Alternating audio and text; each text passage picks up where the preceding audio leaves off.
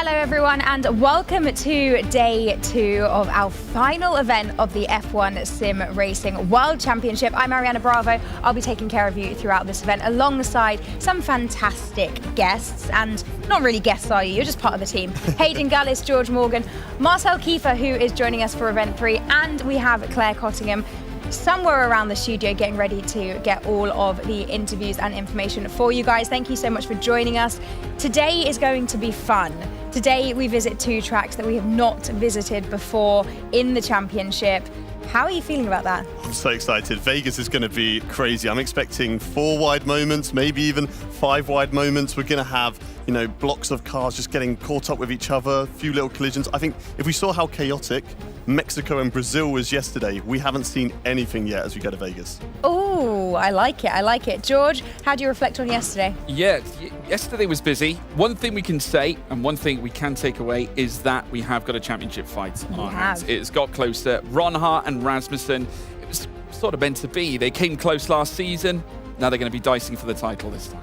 Marcel, did you enjoy day 1 with us? It was amazing. Honestly, I enjoyed every single bit of it, and I think the racing today is going to be even more intense because we only have 3 races left and the drivers can feel the pressure. They know they can still make a difference, and the teams are also pushing them to still focus, get your last bit of energy in, and also completely smash it and send it. So I think Vegas is going to be one of the championship deciders potentially, because there's so much chaos going to unfold that one driver that's maybe fighting for the championship right now gets maybe no points at all, and another one might win. So it's going to be, I think, a huge turning point in the series. And with Qatar, I think we also have Thomas Ronner, which is really fast there from league racing, so it's one of his best tracks, and he's in the hunt for Freddie. So yeah, I think we're in for a good day.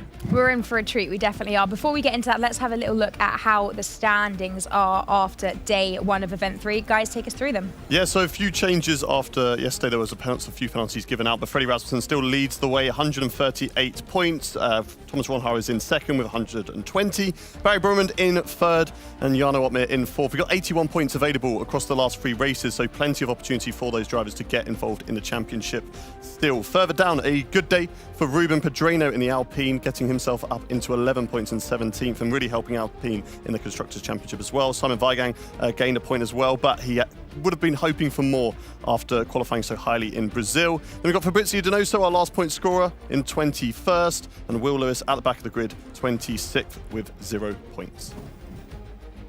Yeah, and having a look at the constructors now, we've got Red Bull up at the front still with 173 points, but Kick F1 Sim Racing have ascended after Thomas Ronhar's double success over the last 2 races. Also, we've witnessed a little bit of movement from the Williams esports team. They still remain in 5th place, however. Haas also gaining some key points as well through Alfie Butcher's efforts, now 77. And Alpine and Aston Martin still very much in a tussle, but Alpine still on top. And we can have a little look now at some of the highlights from yesterday's action. I mean, there's lots to talk about. I know there's been lots of discussions, many penalties after both of the races yesterday. Some have, how can we say this? Some have garnered some debate, shall we say. Let's unpack them a little bit, because I do think it's important that we discuss them. Alvaro Carreton, I think, is one of the drivers who especially has not been best pleased with some of the penalties that have come out. Talk us through why he is frustrated and your views. I think any driver is going to be frustrated when they've been given a penalty. No driver really always feels like they're there to blame.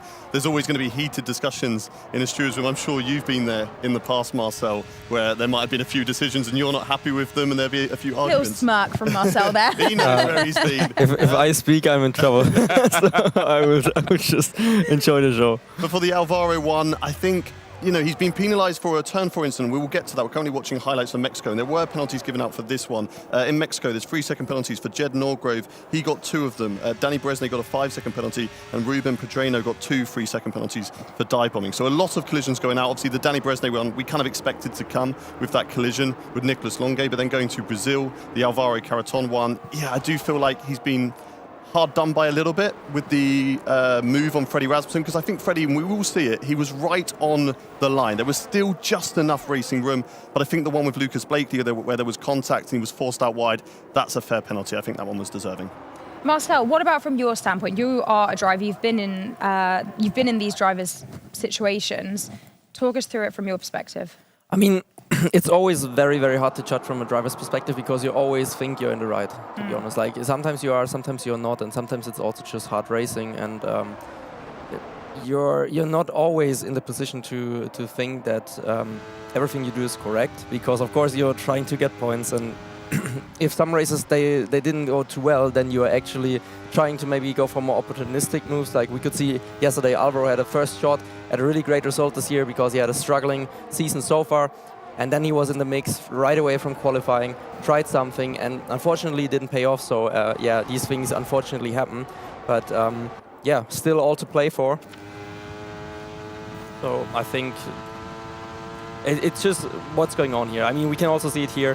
We have a lot of great racing. We had a few contacts, but sometimes it just does not play out for the drivers.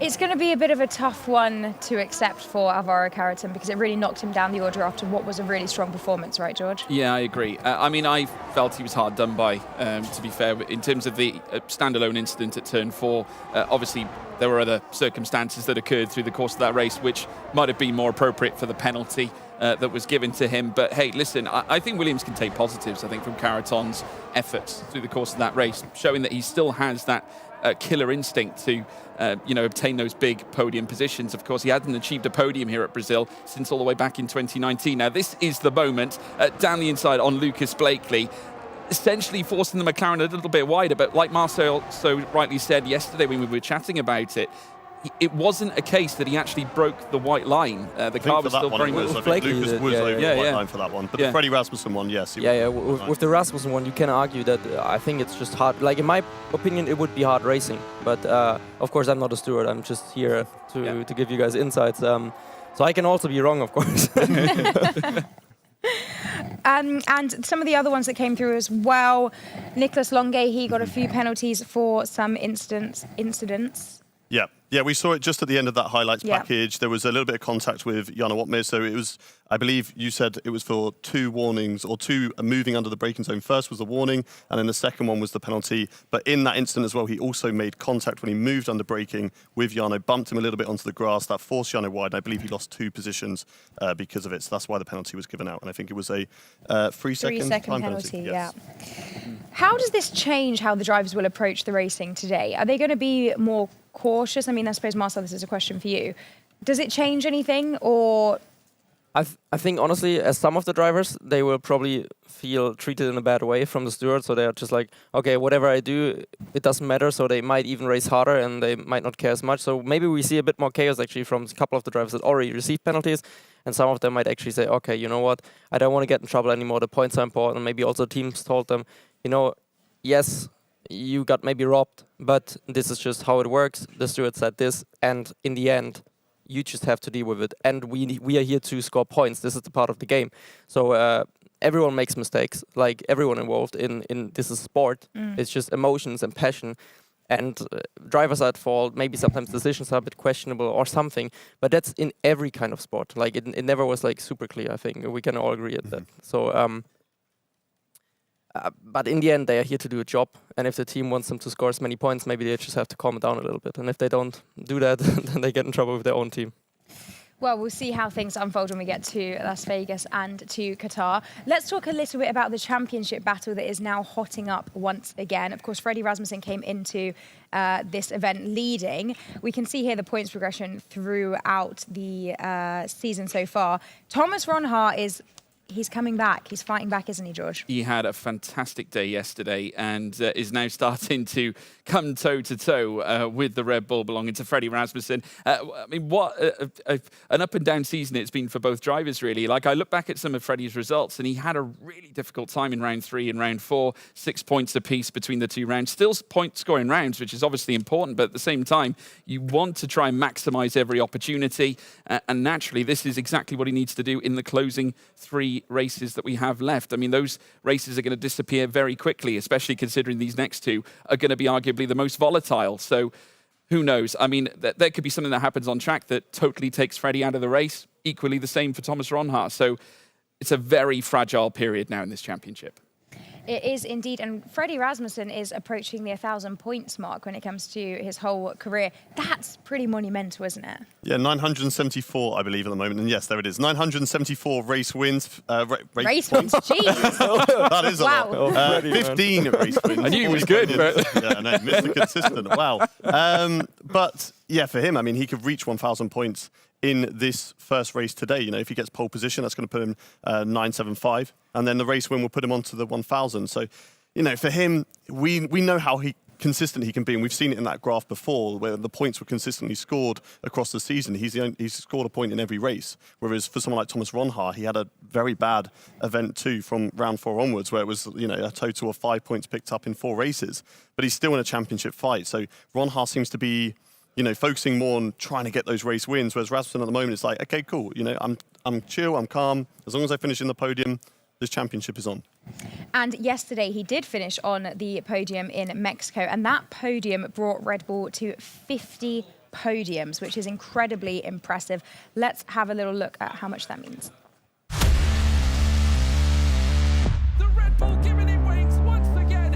In the world of virtual motorsports, where pixels meet adrenaline, one team has soared above the rest. With passion in their veins and determination in their hearts, Oracle Red Bull Sim Racing has reached a monumental milestone. 50 podium finishes in F1 Sim Racing.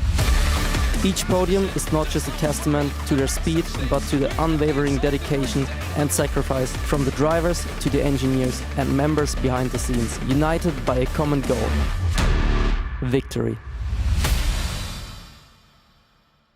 50 podiums. That's Wild. Impressive, isn't it? It's madness. I mean, to be fair, this is a team that has won several constructors' titles in F1 sim racing, and Freddie's been with them since the start in 2018, and it's actually probably the key figure behind most of them. And this guy here, of course, we can't forget Marcel. But yeah, and Josh has done a great job too since coming into the team. They've always had a strong foundation at Red Bull Racing. Certainly their sim racing team has driven to new heights. Marcel probably can extrapolate a lot of that more than I can, because he was right in the middle of it. But I mean, I have to say, with Freddie's sheer character, his determination, his raw talent and ability, one of the few to still maintain that level of success through the entirety of F1 sim racing as a whole. Many could still factor him in as the GOAT. The only thing that separates him from that is not winning the championship. Exactly that. Right, we are about to head out to qualifying in Las Vegas. And everyone is just saying it's going to be chaos. Marcel, do you think it's going to be chaos? Yeah, actually, Yeah. I don't have any prediction as well. Like I can't tell you who's going to be on pole. I mean, qualifying is going to be a little bit more calm, I think, than the race. But once we are actually going 5 lights and pedal to the metal and go, you know it, man. I think then it's actually going to turn absolutely crazy. Then we are in for a complete chaos fest. Like it's gonna be. I think until the pit stops, it's gonna be somewhat calm, and then it will be insane. Well, we were able to catch up with a couple of the drivers to hear how they're feeling ahead of racing in Las Vegas for the very first time. Wilson Hughes, Edo, Norgrove, Omnia, Manley, they're all in the mix of all this. We've got a Red Bull now going side by side with the AlphaTauris. One hell of a feeling to have a perfect race from lap 1 until lap 36. I managed to get 26 points actually, got the fast lap as well. Because of the DRS I got twice on that lap. From Barry, tried to time it correctly so I could at least have an attempt to get the fastest lap. And yeah, in the end I managed to do that, and yeah, very happy. Was hardship in event 2, he hails in event 3, it's victory for Thomas Ronhaar here at Mexico City. Take a bow, Thomas Ronhaar. Well, first of all, Las Vegas is going to be the most chaos race ever. Many things will happen, many things can happen. So Vegas is the type of the tracks that the DRS gives you so much lap time, and the long straight, the straight is so long. And so we're gonna see like people maybe P4 jump to P1 in one straight, so it's gonna be really crucial. The corners are really hard. Even a bit early or late, any strategy can work as long as you're there at the end. P1 on the final lap, but P2, P3, P4 or even P5, you can still win the race. If you lock up, if you outbrake yourself, you get wing damage, you hit the wall. So it's gonna be a really tricky race. You get a point, but it doesn't really matter because it's Vegas. In all fairness, it's a lottery. Gonna be one hell of a race. I think it's gonna be the hardest race in F1 esport history. Oh, the hardest race in F1 esports history. We will see. Let's have a little look at our schedule for the remainder of Event 3. As we've said, today we go qualifying and racing in Las Vegas and then to Qatar. First time that we'll be visiting both of those tracks. 5 p.m. for the race, but of course qualifying before that. And tomorrow, the final day of the championship, we will visit to Abu Dhabi. We will visit Abu Dhabi to wrap this championship up. 2 p.m. for qualifying and 5 p.m. for the race. Make sure you join us for all of the remaining sessions that we have because they promise to be nothing but exciting. This is my cue to leave. Hand it over to you guys. I can't wait to see how the drivers fare around Las Vegas. Qualifying at the Las Vegas Grand Prix is upon us. Take it away, guys. Thank you very much, Ariana. Bravo, superstar, as always, folks. As we now head to a brand new circuit on the F1 sim racing calendar. And with a roll of the dice, we land in Las Vegas. The question is, though, who's got the lucky hand? Who's picked that magic number? Is it red or black? We will soon find out as we look to proceed into qualifying. And let me tell you this, folks, we have got a championship fight on our hands, of course. The main peripheral figures, though we do have many that can score mathematically, but it does seem to me the tail is between two, and that's Freddie Rasmussen and Thomas Ronha. Black or white, Hayden? Oh, black or red, I should say. Now, aren't you? Do you know what? We're going to find out tomorrow, aren't we? Hopefully. Hopefully it goes down to the wire. Las Vegas. What a tricky circuit this is, George. Yeah, it's going to be tough. Lots of straight line speed sections, but of course you do have some tricky bends to boot as well. Sector 2 gets a little bit more tricky. Of course, you've got the few 90-degree lefts and rights to take and a few quick fire bends as well. The final sector can be quite deceptive too. There is a tight chicane at the end of the speed trap heading in towards turns 14. So then heading through towards turn 15 as well. We've seen many lose it in the past in league racing, but for the first time we go racing here at F1 Sim Racing. But first and foremost, we've got to decide who's on pole. And first and foremost, we've got Q1 ahead. There is Alvaro Carreton back out on track, Hayden, and looking to right the wrong from yesterday. Yep, he was maybe a little bit too aggressive yesterday. As we've already spoken, the Lucas Blakely one I think was a fair penalty. I think he is entitled to argue about the Frederick Rasmussen one, but the stewards have made their decision. You know, the referee's decision is final, and they've now got to accept that and move forward to a brand new day where it's two very different circuits. We've got Las Vegas, first of all, tight. There's a lot of barriers around with it being a street circuit, and there's also a lot of curbs that are going to unsettle the car. You can't attack them like maybe you look at Mexico, where you can, you know, cut a few corners within the track limits, and you're going to gain yourself time. Whereas here, especially down to this corner at the end of the Las Vegas Strip, if you take too much of that inside curb, it's just literally going to pick up your car and throw you into the barrier. So you don't want to do that. So there's a lot of time that you're going to be losing if you are doing that, as the drivers are peeling back into the pit lane after doing their installation laps. They're on intermediates at the moment, just to make sure their equipment's working. And if somebody's going to go and complete a lap, they just want to get a delta to compare themselves to and sort of, you know, help push them forward when they go and do their hot laps later on. But yeah, a difficult circuit here at Vegas. I think we could potentially see a few drivers just getting it wrong because it's so easy to do so. There's a very tricky section over at turn, I believe it's turn 7 or 8, where you're flying into it and you are completely blind. It's not like other corners where you have brake marker boards that you can kind of slowly count down in the corner of your eye to, like, okay, we're at 150, we're at 100, or you can see your braking reference so far in the distance. Instead, as you come around that blind corner, bam, the barrier changes from yellow to white. That's your braking reference point, and you just have to be so reactive. So it's all, and we're going into the section now, so we're going to talk about it. So you come into the section, you can see the Pirelli sponsorship boards all around the outside. As you come through this left-hander, it's going to change to white, just about there. There you go, on the outside, in the far distance. That's your brake reference point. You've got to be looking for that, and it's just so difficult to pick that out at the last minute that, you know, for an average player like myself, you know, you're going to be messing that up a fair few times. But these guys, they're the best of the best. And the consistency is what separates them from everybody else on this F1 game. And you're going to be seeing them,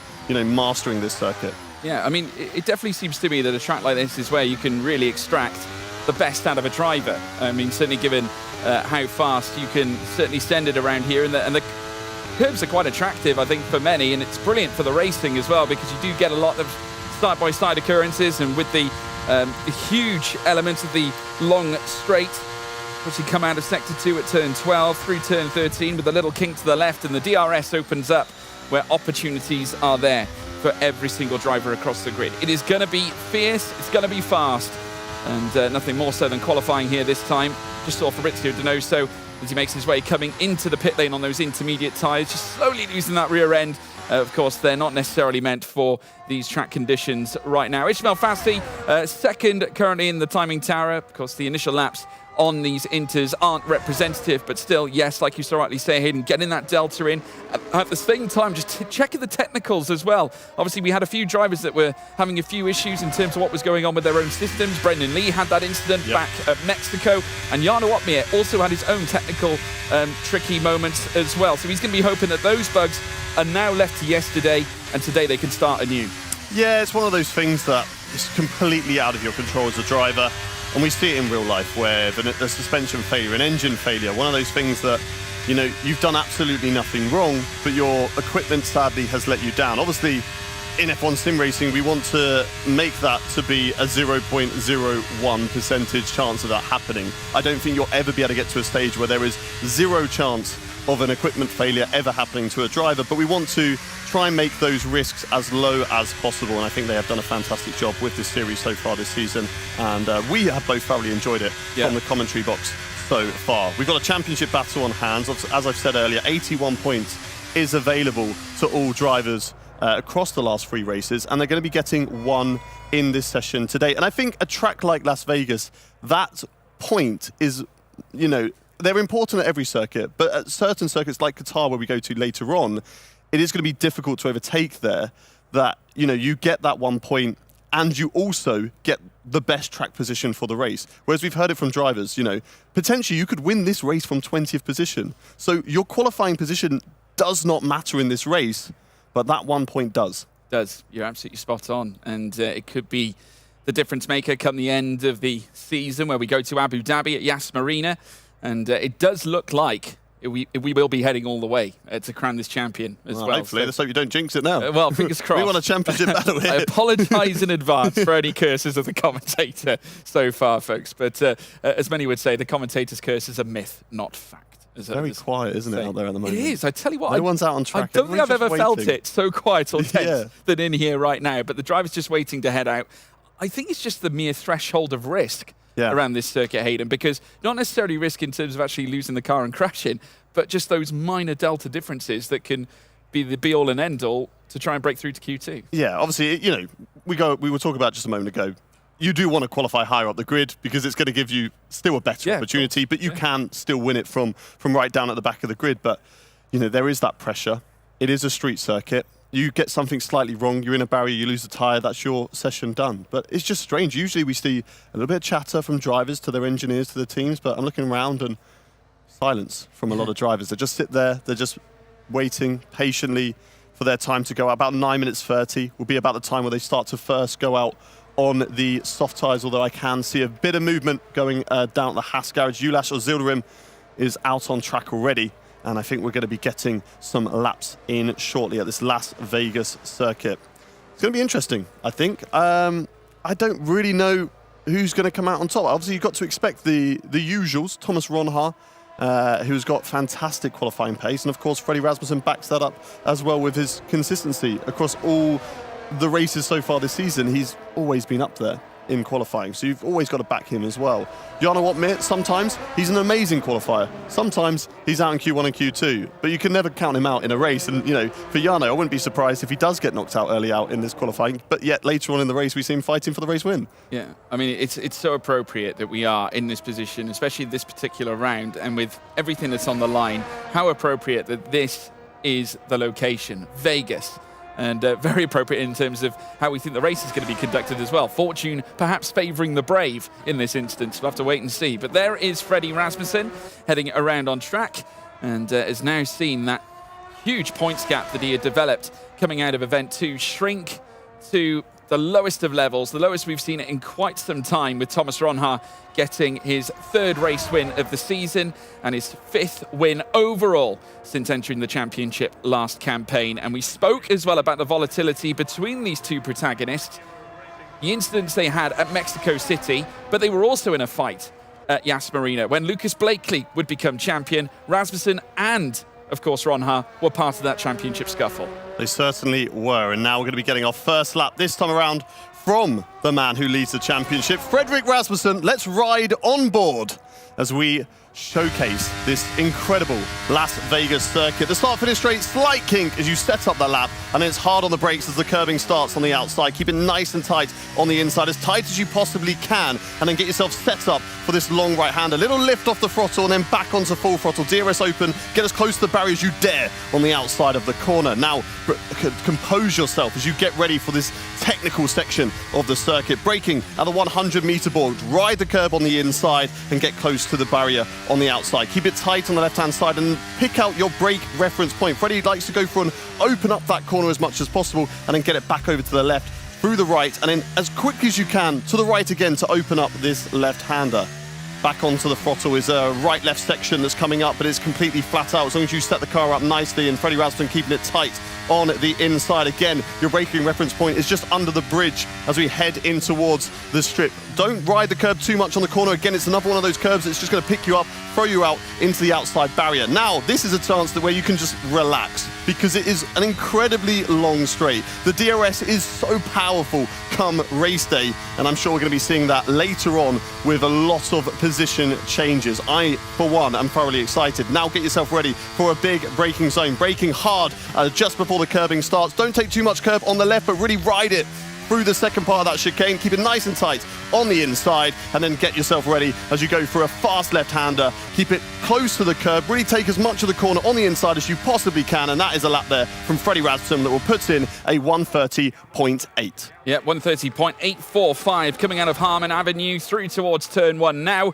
Barry Brumand is going to be next to initialise his first lap in this timing tower, making his way down Harmon Avenue now out of the boulevard, the Las Vegas Boulevard, and he'll then send it through this very, very fast left, which has delivered very many close finishes. And again, he goes to the top this time with a 1:37.14. So the Ferrari one up on the Red Bull. In comes Ulas Ozjulerim, 1:38.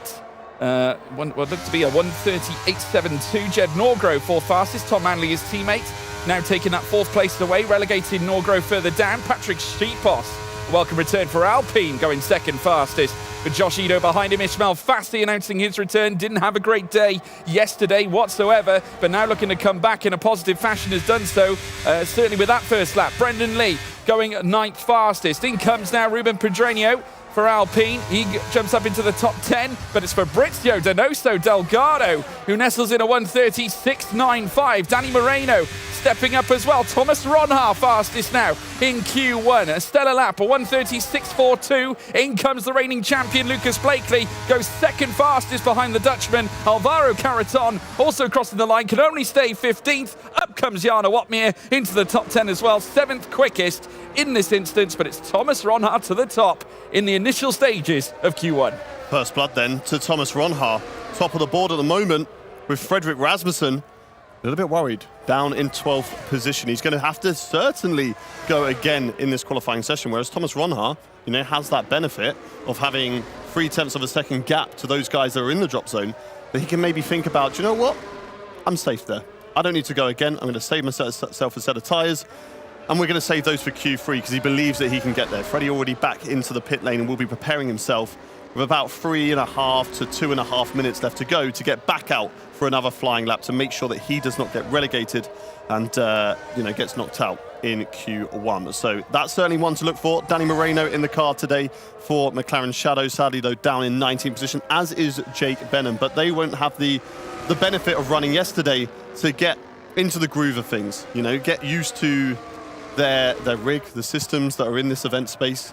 So they're going to have to take this and learn very quickly to get up and ready for this qualifying session, because at the moment they're in the drop zone and they don't want to be there, in 4 minutes time, because then they don't get to go any further. No, that's right. And looking ahead now, Aston Martin have been obviously on the hunt of more points. Obviously, they're in a battle with Alpine right now at the tail of the field. I spoke to Donoso as we came into the into race week, and I said to him, "What do you make of your chances stepping into this run?" He said, "Keep your eyes peeled on us," he said, coming into this. And I do believe him to a certain degree, because Weigang did step up for sure. And obviously, despite the results perhaps seeing him tail down the field during the race, the fact that he qualified as high as he did to go third fastest and start third on the grid as we moved into the race at Brazil, it certainly was a brilliant sign for them. And now they got Fabrizio Donoso up in the top 3 here at Vegas. It does make you wonder whether they found something, whether they've worked on something during the periods between Event 2 and Event 3, Hayden, where they could potentially take big points. Yeah, well, I mean, Aston Martin aren't afraid to switch up their drivers, so maybe it's a case of taking the workload off these drivers. So, you focus on these tracks, you can focus on these tracks, and John Evans will focus on these tracks. So therefore, it splits the workload amongst the drivers, allows them to prepare fully for those ones. Or maybe there's just one track, we're going to go all out for this track. So Simon could have put so much preparation into Brazil. I'm going to go all out for Brazil, and I might not get some good results in the rest of them. But Brazil is where I'm putting, I'm edging my bets for this one. But which certainly worked out in qualifying. Fell away a little bit in the race, but due to the penalties, both drivers were able to come back up the grid. And I believe it was looking at a provisional, or looking at the results in the end. Simon Weigand finished in 8th, moving up from 10th position, and Fabrizio Donoso finished in 9th, moving up from 11th. So scoring some good points there still. And now Fabrizio Donoso looking strong. Out of the session, Thomas Ronhaar, Lucas Blakely, and Ismail Fassi. All those drivers comfortable. Now Barry Broman's out as well. I wouldn't be surprised if Fabrizio Donoso does the same. Everybody else, though, they have to go again. Well, Donoso leaving it late, I think he's just trying to judge whether it's the smart move, I think. Maybe just, adjudicating with his team. Oh, he's out. There we have it. Never mind. Decision made. There we go. Seems to be a theme. Whatever you say, they don't want to... Well, no, it was more to the point whether he's still looking to assess. Maybe he thinks, well, maybe we are taking a bit too much of a gamble retiring early. Just sit in the car, discuss with your team. He decides that now's the time, we can retire. But a statement of confidence, nonetheless, from Donoso, and rightly so. A decent time, a 1:30.695. Now, you speak about rotation, Hayden, as well, getting each driver in the rig. We alluded to Mercedes doing that as well. Jake Benham in the car today, no Berejne. No Berejne. Berejne didn't have a good day yesterday. He was disappointed with his own performance, had the contact with Lucas Blakely, and I think he's one of those drivers that definitely wears his heart on his sleeve and can fully be accountable and accept when he has made a mistake. He spoke to us after the show and just said, I just messed up. I made a mistake. I didn't mean to. It just caught me out, and I felt really bad about it. And, so he'll be looking to pick himself up for the final race. He will be back in Abu Dhabi. So he'll be looking to, bring himself back, take this day off, watch what goes on in the Mercedes pit lane, and see how he can prepare for Abu Dhabi. Someone who is preparing right now for a hot lap is Nicolas Longuet.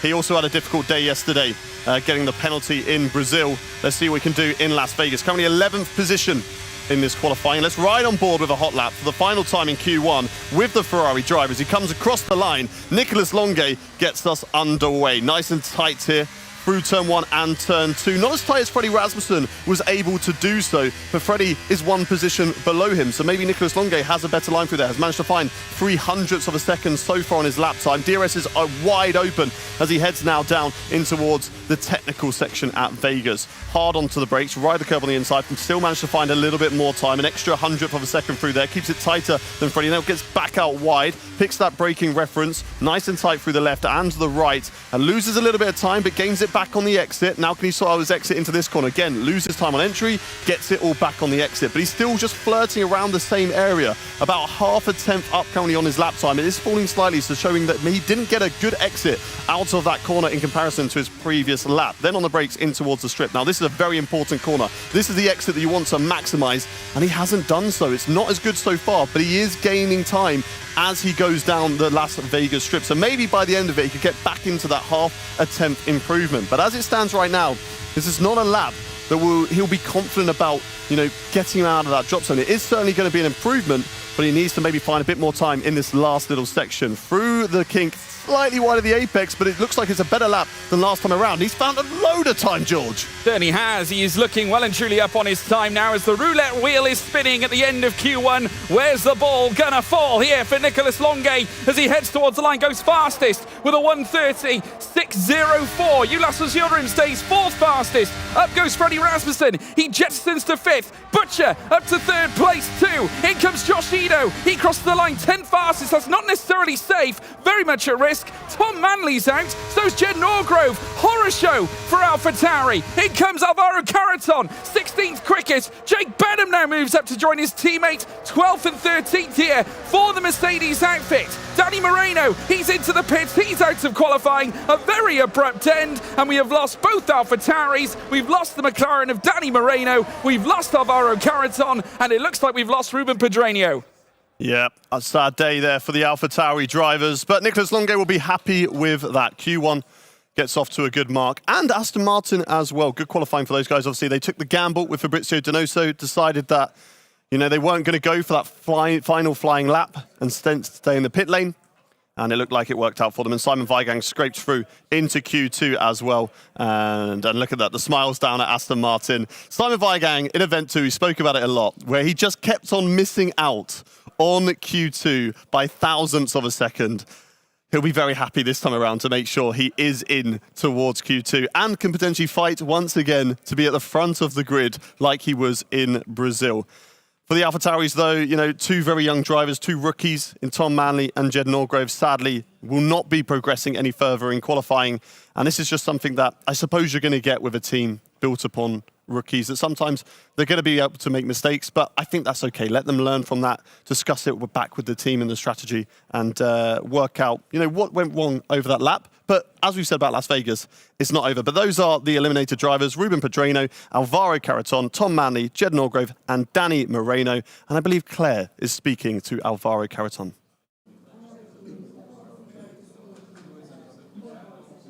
Vegas is really, really tricky, isn't it? Yeah, it's really tricky, obviously, with the walls. Really tricky corners, really low grip. You need to be on point. I actually felt good in here as well, but ultimately I was improving in my last run in Q1, 10th and a half already, and I just touched the wall, lost 2 tenths, and I just risked in set to 3. It didn't pay off, so really unlucky, really unfortunate, but hopefully we can come back in the race. And we did speak to you yesterday when you picked up a podium, and unfortunately, with it going to the stewards, it hasn't stuck. Obviously, that's very disappointing for you, isn't it? Yeah, I mean, obviously I don't agree with the decision. I got 6 seconds. With the Lucas incident, I can say it's fair, okay, but with 31, I think he didn't even go off track, so yeah, it is what it is. We need to move on, but obviously we lost 10 points, which is a lot in the fight for P5 in the Constructor Championship, so yeah, we need to keep scoring more. Another new track coming up next for qualifying. How are you feeling about that one? Yeah, I mean, obviously the race is going to be crazy. The DRS zone is probably the biggest on the calendar, and I think we can recover in the race, so we'll see what happens. Okay, good luck. Let's go again. Back to you guys. Thank you very much, Claire. Yes, some insights there from Alvaro Caraton. We mentioned the tough day that, of course, he had yesterday after the penalty was issued. Hasn't necessarily started well again today, Hayden, looking ahead to Vegas. I mean, granted, we know that this is a track where you can ride your luck a little bit more than opposed to various other tracks, but he ideally probably would have wanted a little bit more in response from yesterday's race. Yeah, certainly so. I mean, after you get that bad news, you're going to kind of want to come back and prove yourself and be like, do you know what? Yeah, okay. Yeah. I maybe made a few mistakes out there. I got penalised for it, but, you know, let me show you what I can do. However, we've spoken about it, you know, being down in 17th position at a circuit like Las Vegas, you never know what can happen. So let's find out. But, you know, it's not just a one-man team.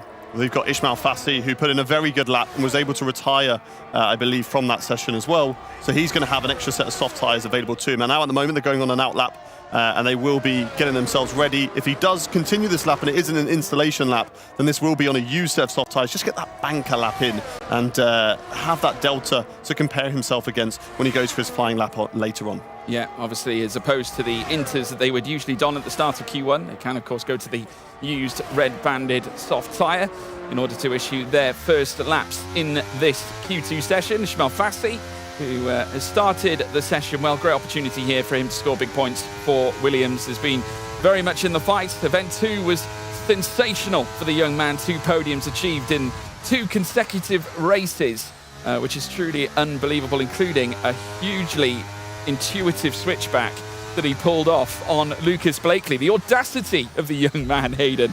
But back again, and he's really impressed this campaign. Yeah, he's not been afraid to show his racecraft out there, and I think that's great to see. I think it's been fantastic, and as he's backing out of this lap at the moment, as there's a Haas car, who looks like might be on a lap as well. Ismail Fassi not happy with the lap that he's done and decides to back out of that one. And even though it's already a used set of soft tyres, decide to save them, get on with it and go again later on in the session. But yeah, very impressive season so far for Fassi. I think Event 3 has not been as strong as he had in Event 2. Of course, he got the podium very early on in Event 2 and has shown some really fine form. That Austria overtake and that Austria battle with Ronha on the last lap when the rain started to come down right at the end of that race was incredible to watch. And it just goes to show that I think he is definitely a star for the future as well. And Ismail Fassi alongside Alfie Butcher, I think they're two very different drivers. Alfie Butcher, one lap pace is incredible. Yeah. And I think he's definitely learning his way so far this season to get that consistency and make sure, okay, it's not just about qualifying, it's about how to work around with the other drivers and make sure I don't get forced off out wide or I lose one position and then that just snowballs me further down the field. And he showed that yesterday. Yesterday was a turn of form for Alfie Butcher. After the penalties, he finished P4 in Mexico and then was promoted to P2 in Brazil. That's consistency right there, and that's what he needs to continue to show. And with Fassi, again, I think his inconsistency has been qualifying, and that's hurt him in his races. But his racecraft has been incredible, and he's not been afraid to be aggressive and really throw in those. It's almost like Jarno Opmeer in many ways. Yeah. In comparison, but they both tend to like going for that real alternate strat. Like we saw Jarno go for the medium tyres yesterday, and he was the only one to do it, which was truly remarkable. And it went to show that it actually worked at Brazil. Had he not perhaps come into contact with Nicolas Longuet, it could have been a very different race for him. Yeah, I mean, after the penalties, he's promoted to P3.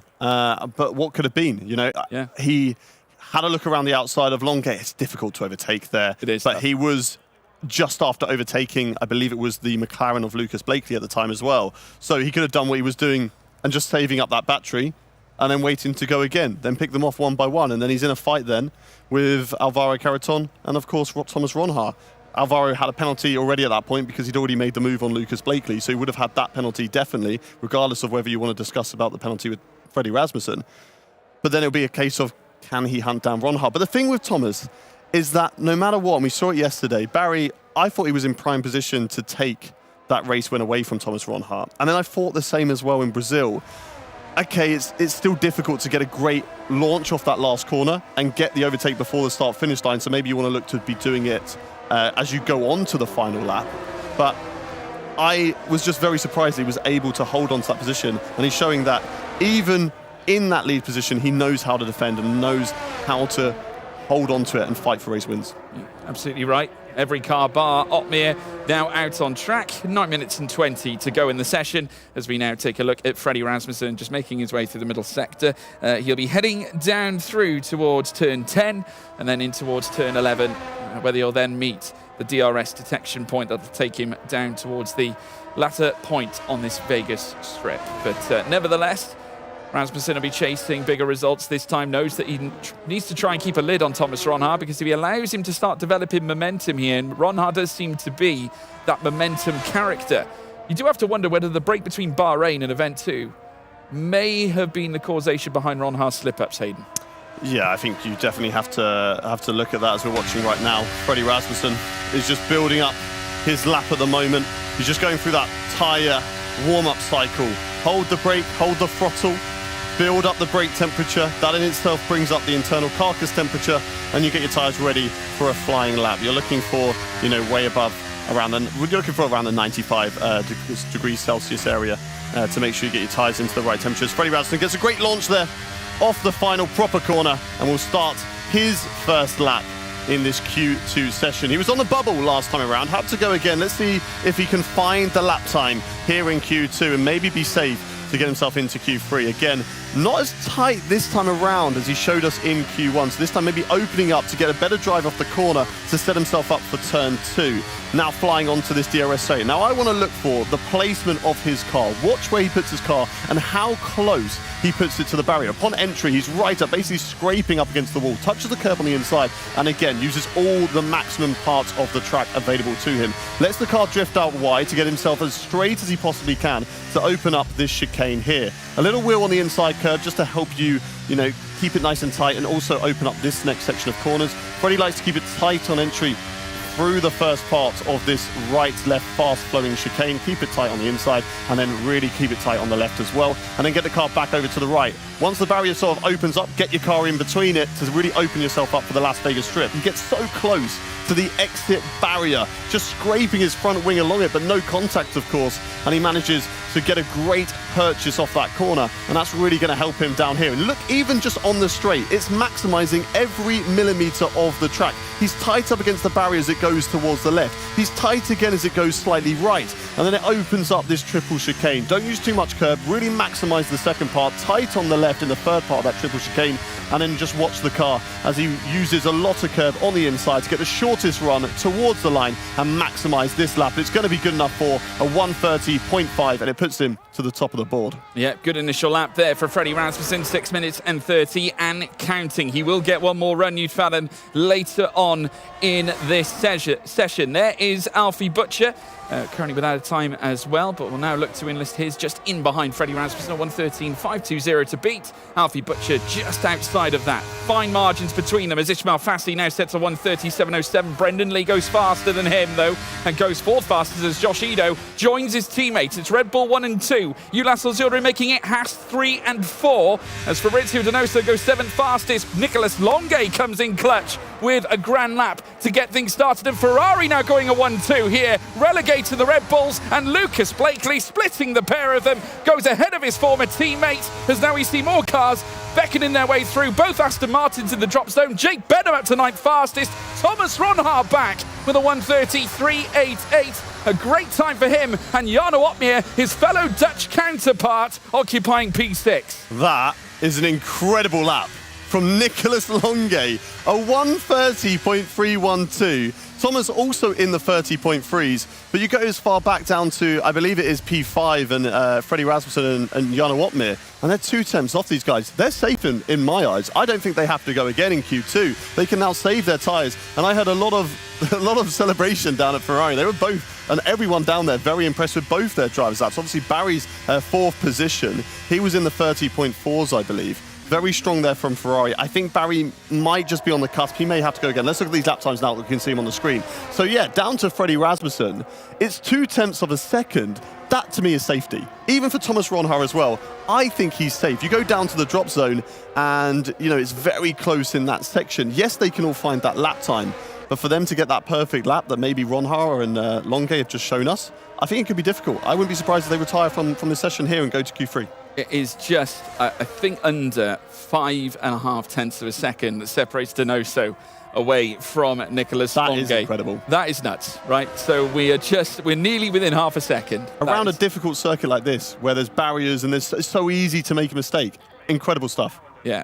Madness. It's Ronhaar, though, who we're currently seeing on our screens, and second fastest. He just seems to be in a consistent run right now, but you can't deny that Ferrari's qualifying pace has been impressive right through this campaign so far. It's just what they do in the race that counts. They've had a few flare-ups, a few incidents that have caused them to drop down, but you cannot understate the power of Longuet's qualifying and Barry Burman alike. They have both featured in the top end, 1-2s from time to time, maybe losing out towards the end of a session, but the pace, the raw pace, is there, Hayden. Longuet, for me, throughout his career in F1 sim racing, has been an incredible driver over one lap. And if you want a drive, if you want in your team somebody who's going to be putting it at the front in qualifying, you know, not surprising that Ferrari have gone with Nicolas Longuet, and Barry's able to back that up as well. I do think that Barry might be slightly more consistent in terms of over the course of the race, but they've got a very good driver lineup, and they're not afraid to work together as well. You know, we saw it in Zandvoort. Nicolas Longuet put it on pole, and he was able to get into turn 1 first as well. Barry was in second, and they were able to work together to do the best for the team. And if they can do that here again, you know, yes, okay, the DRS is really powerful, and we're going to be seeing teams chopping and changing and working away and fighting all the way throughout the field.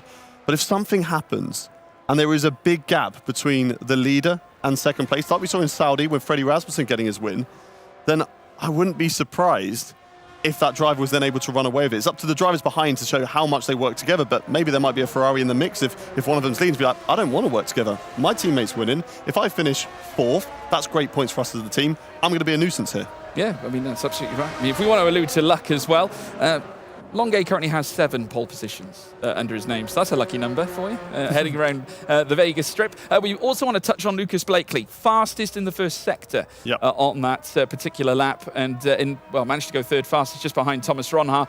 Again, someone who hasn't got the best out of his race.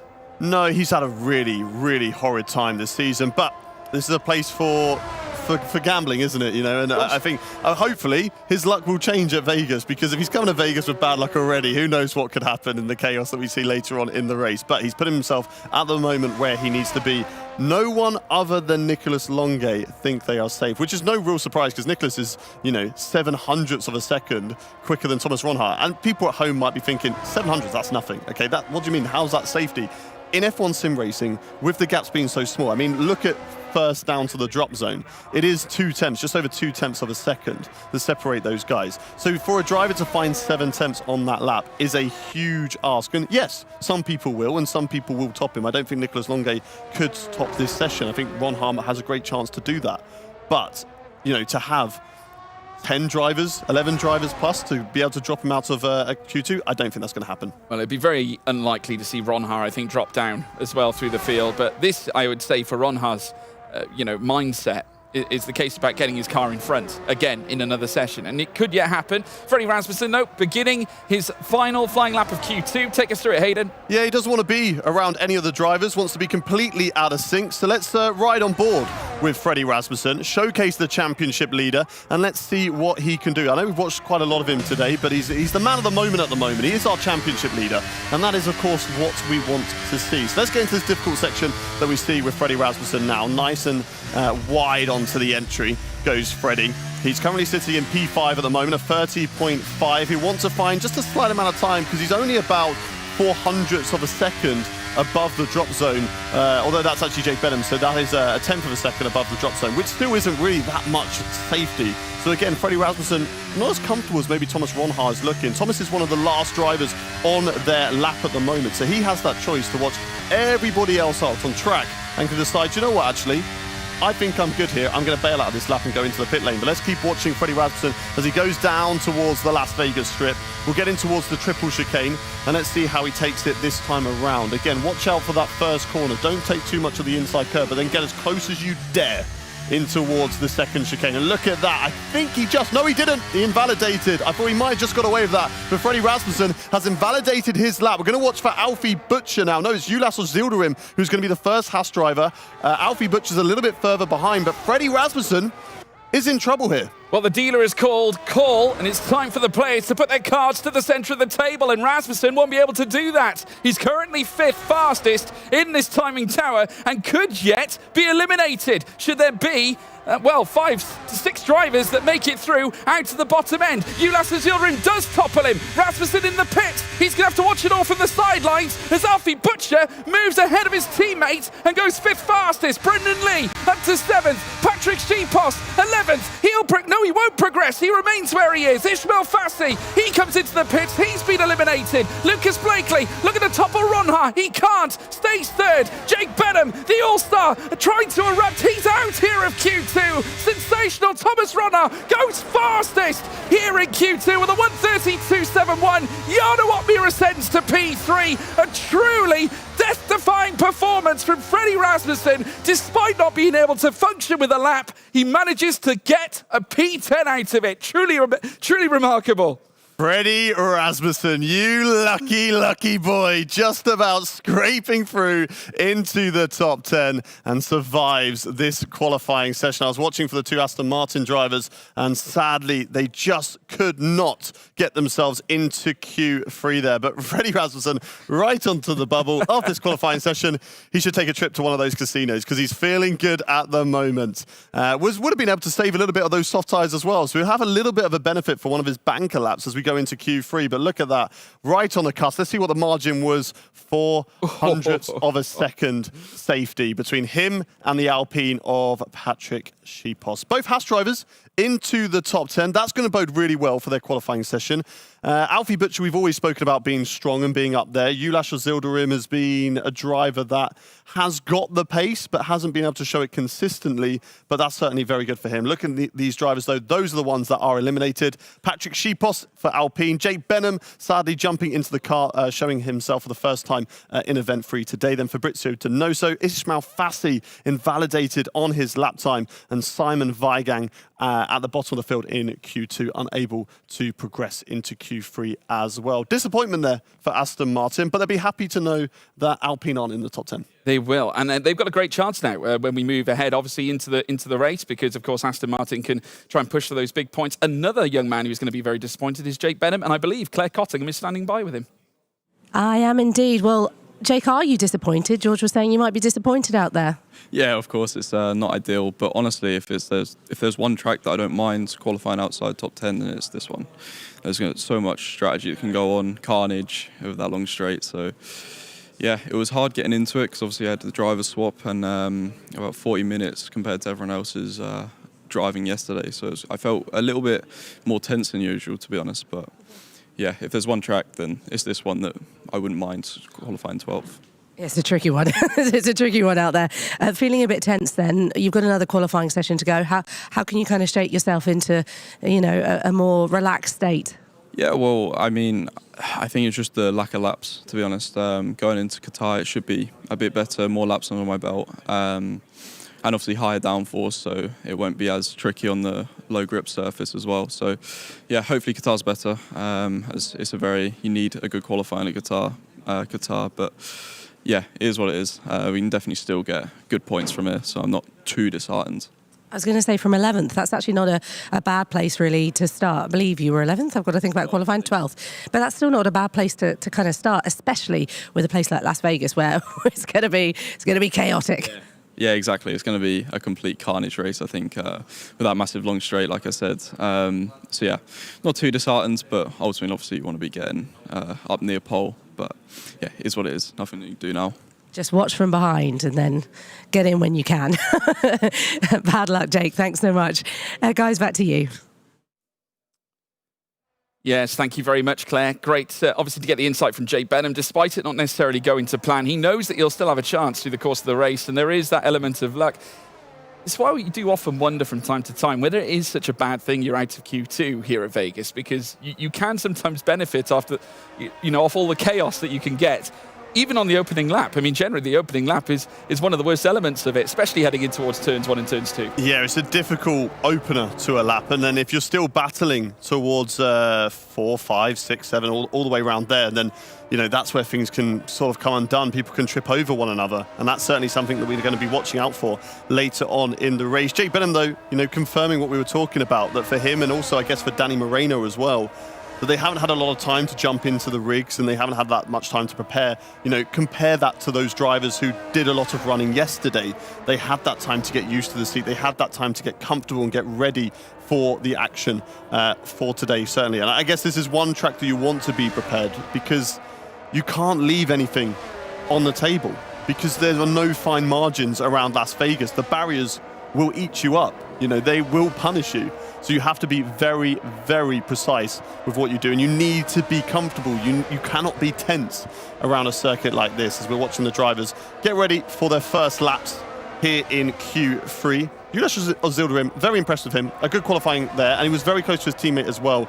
And Haas are going to be very happy with that, aren't they? Yeah, they certainly will be. Two drivers in their certainly the highest places you could possibly be. Obviously, being in Q3, great chance for a top 10, big points on the table. Ulas Ozildirim still chasing good points as well. Obviously, he's been helping his teammate historically, but this is a great chance for Haas to profit off both drivers. But Barry Burmand now to make his way through the final corners before beginning his first fast run of Q3.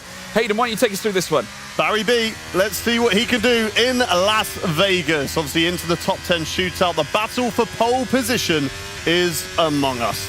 Let's see what he can do on this lap as he sets himself up with the DRS wide open and getting prepared for this hard braking zone. Braking at the 100-meter board, and he will be just making sure he gets this banker lap in at the moment. Do not overstep the mark on this lap. If you lose a tyre around here at this stage, you'll have no chance for that shootout. Just get the banker in, get a time on the board, and save your best for later on. Slightly wide, but opened up the exit there, so we'll have a good drive off of the corner down this flat-out section. He's green currently, and that's obviously because he hasn't set a lap time so far in this section of qualifying. Getting himself now prepared for the Las Vegas Strip. A slight correction on the steering wheel, turned in too early. Noticed that he was going to hit that inside curb, but if he did so, it would have thrown him out into the outside barrier. So had to correct the steering wheel, and that is going to lose him a slight amount of time on this lap so far. So close to the barrier. It's incredible how close they are able to get to the barriers, down even just such a straight like the Las Vegas Strip. Now prepare for the triple chicane, onto the brakes. Not too much on the inside of the first part, really riding the second part. Doesn't invalidate like Freddie Rasmussen did at the end of that Q2 session. It's a tidy lap so far from Barry Broman. It's not the best that we're going to see from him. We're going to see that later on at the end of this Q3 session. Freddie Rasmussen does go fastest, and Barry Broman is able to beat it. Yeah, goes fastest of anybody with a 1:13.391. Ulash Gilder in fourth fastest, just behind Josh Edu. Red Bull second and third. Brendan Lee fourth fastest. Alfie Butcher now moves ahead of Brendan Lee in the initial, but Nicholas Longue back again, making it a Ferrari 1-2 here in the initial stages of Q3. In comes now Lucas Blakely, third quickest. Now Thomas Ronha, he goes fastest. Interesting now. I'll tell you what, the pieces are coming into play. Jana Watmia be hoping, well, to unleash checkmate on the rest of the field in this initial stage of Q3. Can't quite do it. Ninth quickest for the Flying Dutchman, but his Dutch compatriot, his opposition, he's currently the highest of them all. A 1:30.224 for Thomas Ronha. Back-to-back winner yesterday. Looking to chase similar success today. Yeah, it's easy to see who had new fresh set of soft tyres available to them. They all get a new set of soft tyres available to them if they make it to Q3. It's only for those top 10 drivers in this session. But those who are able to carry over fresh sets of tyres, Thomas Ronha, of course, retiring in Q1. Nicholas Longue retiring in Q2. So they were able to have a new set of soft tyres. I'm not sure about Barry. It's a really good lap from him if it is on the new set of tyres. But then if it's on a new set of tyres, we did see a few mistakes on that lap. So I'm not too sure for him because he's quite a bit ahead of the likes of Lucas Blakely, Freddie Rasmussen. Now, they all certainly would have been on old sets of tyres, and especially down at the bottom, Jana Watmir and Ulash Ozildirim, they would definitely have been on used tyres. So for Thomas Ronha and Nicholas Longue, they've got the upper hand. And we spoke about it yesterday with the engineers at Kick Sauber, that they said that, to be able to have as many fresh sets of soft tyres in Q3 as possible, it just gives you your maximum amount of opportunities to go for pole position and really dial yourself in, get yourself in the rhythm of a lap around a circuit like this. That's what we can see potentially later on today. 30.2s, that's what everybody's got to be aiming for, and maybe even into the 30.1s if they want to get to that pole position. Yeah. Just see how calm and truly silent. The atmosphere has not changed one iota. Of course, we alluded to it being eeringly quiet earlier on. The focus very clear and paramount upon everybody through the field here. Obviously, the engineer is very much the same. Obviously, they're going to be scrutinising every little bit of data, which you have to do around such a rapid circuit. Yeah, and there'll also be, for those teams that are out, look at Aston Martin, for example, both drivers out this session. They're going to be busy working, right, okay, what is the strategy? What can we potentially do now from this position later on in the race? Do we go really, really long? Do we maybe try and stay with the pack? Do we maybe just go for softs if we're down here? Try and get as many positions as possible and then get onto the back of the soft tyre train and then deal with it later on. Time will tell. They're going to be busy at work in the backstage at the moment as they're just talking with each other. But yeah, it's very, very quiet amongst a lot of the drivers this time around. I'd love to be able to speak to Marcel and just understand, as a driver, if you were unfortunate to get knocked out, and it happens to all drivers, that you make a mistake in qualifying, you might just miss out on Q3 by a couple of thousandths of a second. I think they've all been there at some stage of their careers.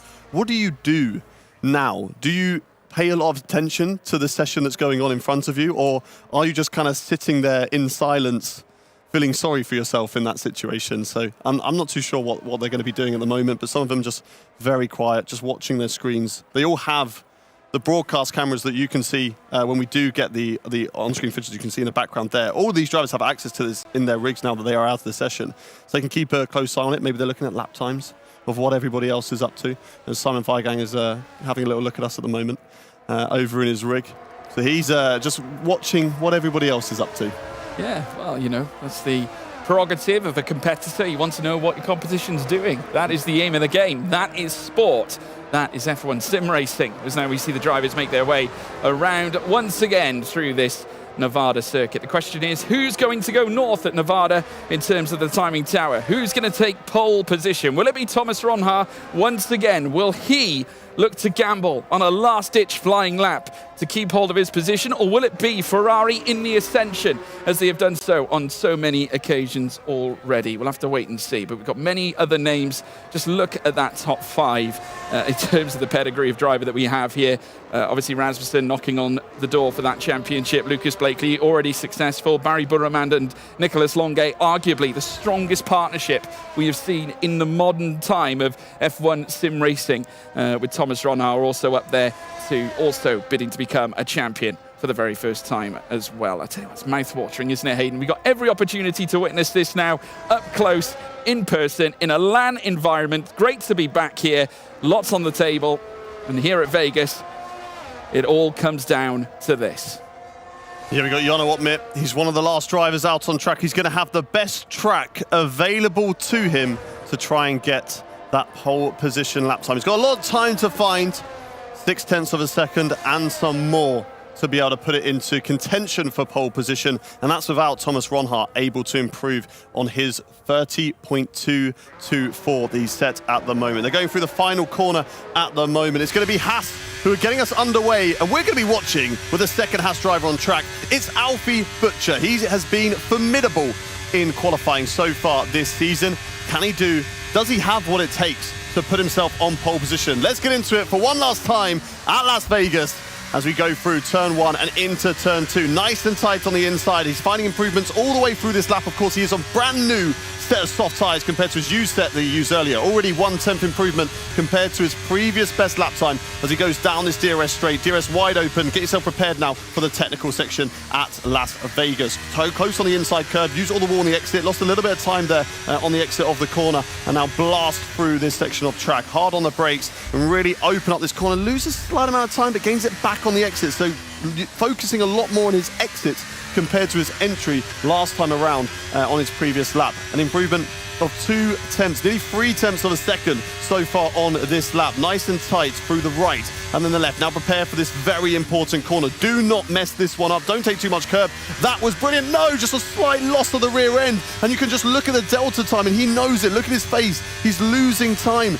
Hand over foot all the way down the Las Vegas Strip at the moment. That was crucial for his lap time. And unfortunately, I think he's thrown away his chances in a fight for pole position. Now, will he go full send into the triple chicane to try and catch up the time and pull it all back? Through the left, a little bit wide of the apex, sends it over the second part, tight on the third part. It's an improvement on the lap time. It's 3/10 up on his lap time. The other Haas crosses the line. They improve. What can Alfie Butcher do? Well, I tell you what, folks, the pot is advanced. It's all in or bust here as Alfie Butcher does manage to improve, but only stays fifth fastest. Brendan Lee in fifth. Ulysses Hilderim improved to second. Longuet up to provisional pole. Barry Burremand joins him. Ferrari 1 and 2 once again. In comes Blakely sixth. And now Freddie Rasmussen in a bid to take pole away. He can't. Can only go as high as fifth. Ronhaar second. He splits the Ferraris. In comes Josh Eno in ninth. The Flying Dutchman across the line. He does not manage to take it. It's fifth for Opmeer. Rasmussen down, but it's Ferrari 1 and 2. It's Burremand and Longuet again here at Nevada. I love this relationship between these two. They are such good friends, Nicholas Longuet and Barry Burremand. We saw it last season with Barry and Lucas Blakely, and they're just so happy with each other. They work so well together. They know it's all about the team, and they put the team first, and that's so great that what we get to see down at Ferrari between Nicholas Longuet and Barry Burremand. Thomas Ronhaar, though, able to split them, and that's very important for his championship hopes. Also very important,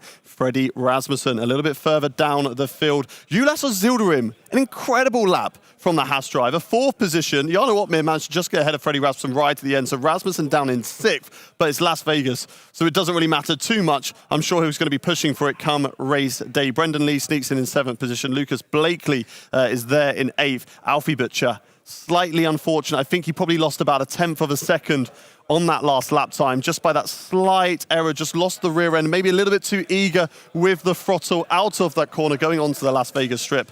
And sadly for him, that cost him a great chance in this qualifying session. But it is still all to play for later on. And there are the Ferrari drivers. Very, very happy with that result. Nicolas Longuet, I said it earlier, an incredible qualifier, and he's shown it once again. He certainly has. I mean, Ferrari, despite not getting necessarily the 1-2, obviously Rottenhauer splitting them, and they've still got room to breathe heading through towards the race as well. But truly remarkable. And I believe we do have Nicolas Longuet standing by with Claire Cottingham. We do indeed. Nicolas Longuet alongside me. Nicolas, you were absolutely smashing it out there. So many of the drivers saying how technically difficult it was and how fast it was. But you were like, nah, fastest, and you took pole position. Congratulations. Yeah, well, thank you very much. Yeah, I think Vegas was absolutely our best track coming into this event. We knew it beforehand, so we just knew that just setting consistent lap times would put us up at the front. And that's what we did. Barry showed it, I showed it, and I'm so happy we can start P1 and P3 today. And once again, incredible teamwork between you and Barry, your teammate. I mean, there is such a lovely relationship there, isn't there? Yeah, honestly, I love working with Barry. He's the best teammate I've ever had, and I think, for a very long time. So I'm very happy I'm with him, and together we're going to be strong. And how important is that support from your teammate as well, especially now that you've just slightly been put down a little bit by Thomas Ronhaar managing to split you two, unfortunately. But, you know, the teamwork that you two can do off the line and for the rest of the race, that's so important, isn't it? Oh yeah, absolutely, and especially in a track like this, also coming towards the end of the championship, only 3 races remaining, so we've got to start thinking about that as well. Yeah, we're going to have to play together as much as we can, but as we know, and the viewers will know, Vegas is a very, very complicated track in the race. It's going to be chaotic, 100%, and we just have to keep our wings clean, honestly, and just try to make it to the end of the race in one piece. It's going to be chaotic, but you're at the front, so you don't have to worry about everyone behind. Well, yes, but also the back straight is very, very long, and I think even if you're in P3 or P4 in that straight, you can absolutely get into side-by-side action with the guy in P1, so I just have to be very careful in the race. Next qualifying session, again, is another track we haven't been to. Is that one that you feel confident around? Qatar, not my best track, probably not my favorite track either, but I still think we're still strong in terms of like consistency and just pure pace that we have. So I think it will be fine. Qatar, obviously, qualifying will matter a bit more than Vegas, well, much more, because it's a very hard track to overtake on. So yeah, hopefully we can do a good result there as well. The championship fight is kind of up and down at the moment, obviously, between Freddie Rasmussen and Thomas Ronhaar, and you guys are kind of, you know, just causing a headache at the moment for Freddie, it seems, and Thomas as well. Yeah, I mean, there's so much going on in this championship, it's hard to keep up, honestly. Yeah, I saw that Thomas is now catching Freddie a little bit, so I think the nerves will start getting a little bit to both of them. So hopefully in the race, they won't cause too much chaos and try to keep their nose clean. But yeah, we're just trying to also do our best, and we also want to win the constructors, so we're not going to just give up. Nicolas, congratulations. It's pole position for Las Vegas. I'm sure that's one that you really, really wanted as well. Guys, back to you on the desk. Thank you very much. Well, there we have it. Nicolas Longuet taking pole position. Ferrari looking mighty throughout that whole session, though. Yeah, a very, very strong performance from both drivers. And it helps them, of course, in the race because they can work together a bit more compared to those other teams that don't have their teammate to back them up. So this is going to bode really well for Ferrari in their constructors' fight with both Red Bull and Mercedes and also Kick Sauber. Makes things interesting as well when we look at the championship. Thomas Ronhaar up there in P2, Freddie Rasmussen not being able to pull it together as he would have liked. Seemed like a bit of a messy session for Freddie. Yeah, I think, again, it's that balance of risk and reward. We spoke about how far do you really want to push around Vegas. There are moments where you can make mistakes. We saw some invalidations coming through out of Q2. Freddie was lucky to make it through to, you know, where he did into Q3 in the first place. So, yeah, maybe the fragility starting to step in now. We have alluded to it time after time, year on year. This is the moment which could define or break Freddie Rasmussen. And, you know, to obviously go back to what you were saying yesterday, has the bot malfunctioned? Who knows, honestly, but we can also see right now, maybe there was actually an issue with his rig because there's stuff for the simulator next to the Red Bull rig of Frederick Rasmussen, so maybe he had a bit of issues, but no matter what, I was actually thinking, how did he manage to still survive? When I saw him in P5, I was sitting up there, I was like counting, just 6 cars, 1, 2, 3, 4, 5, and I was like, okay, maybe they will tell Josh to slow down because they were already worried. And then I saw him improve. I was like, okay, maybe he's out. But he was lucky and he stayed in Q3 then. Barely. It was so close. But imagine now he would have been P11. And then we have Ferrari 1, 3, Yeah. and Ronna also there. That would have Big for the drivers and the teams. crazy, crazy. I think at the moment the strongest team for sure Ferrari, and the fastest hot lappers is Nico, Barry, and Ronna, and they are literally there every single time. I don't know how many poles I actually got. I don't know the statistics as you do, but it's actually nuts to me. Yeah.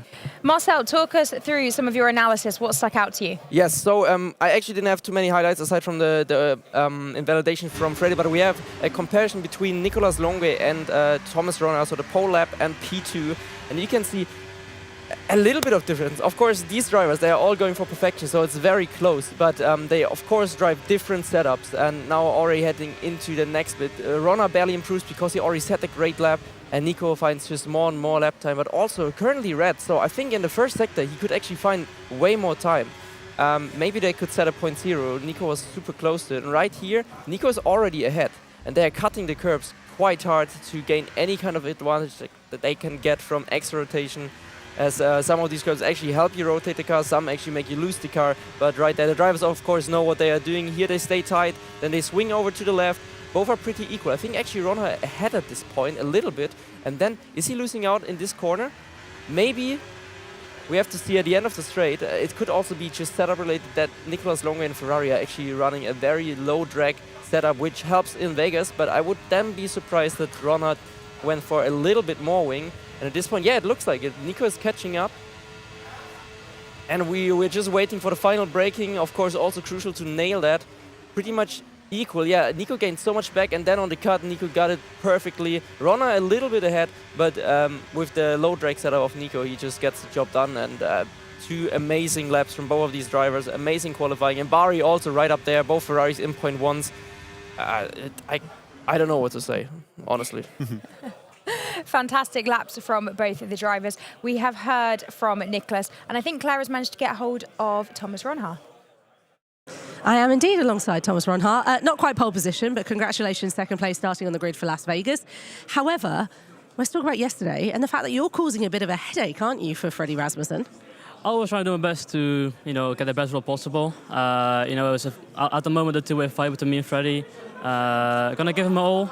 Starting P2 Vegas is, like I said in many interviews, it's a lottery pretty much around there. Yeah, nearly got that 1 point for pole position, which goes to Nico. So yeah, well deserved for the pole position, and yeah, looking forward. And talk to me about Vegas, because it's one of those ones that you didn't expect to have like the smallest margins in it. The smallest mistake can really, really affect you.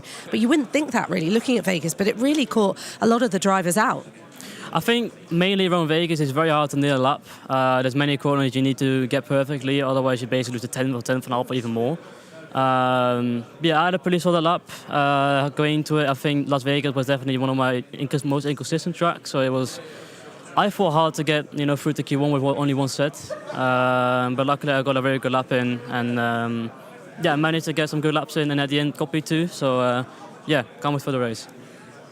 Hayden and George both mentioned how silent this room was as qualifying was going on. Usually there's a bit of shouting, there's a bit of talking here and there's a bit of frustration or whatever it was. It was silent. Why was it so quiet?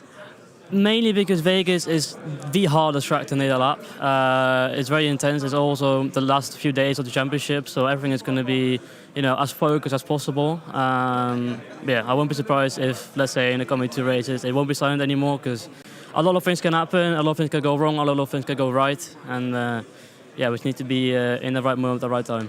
Looking forward to Vegas. Next up, though, qualifying for Qatar, another track that's new for you guys. Is that one that you're looking forward to?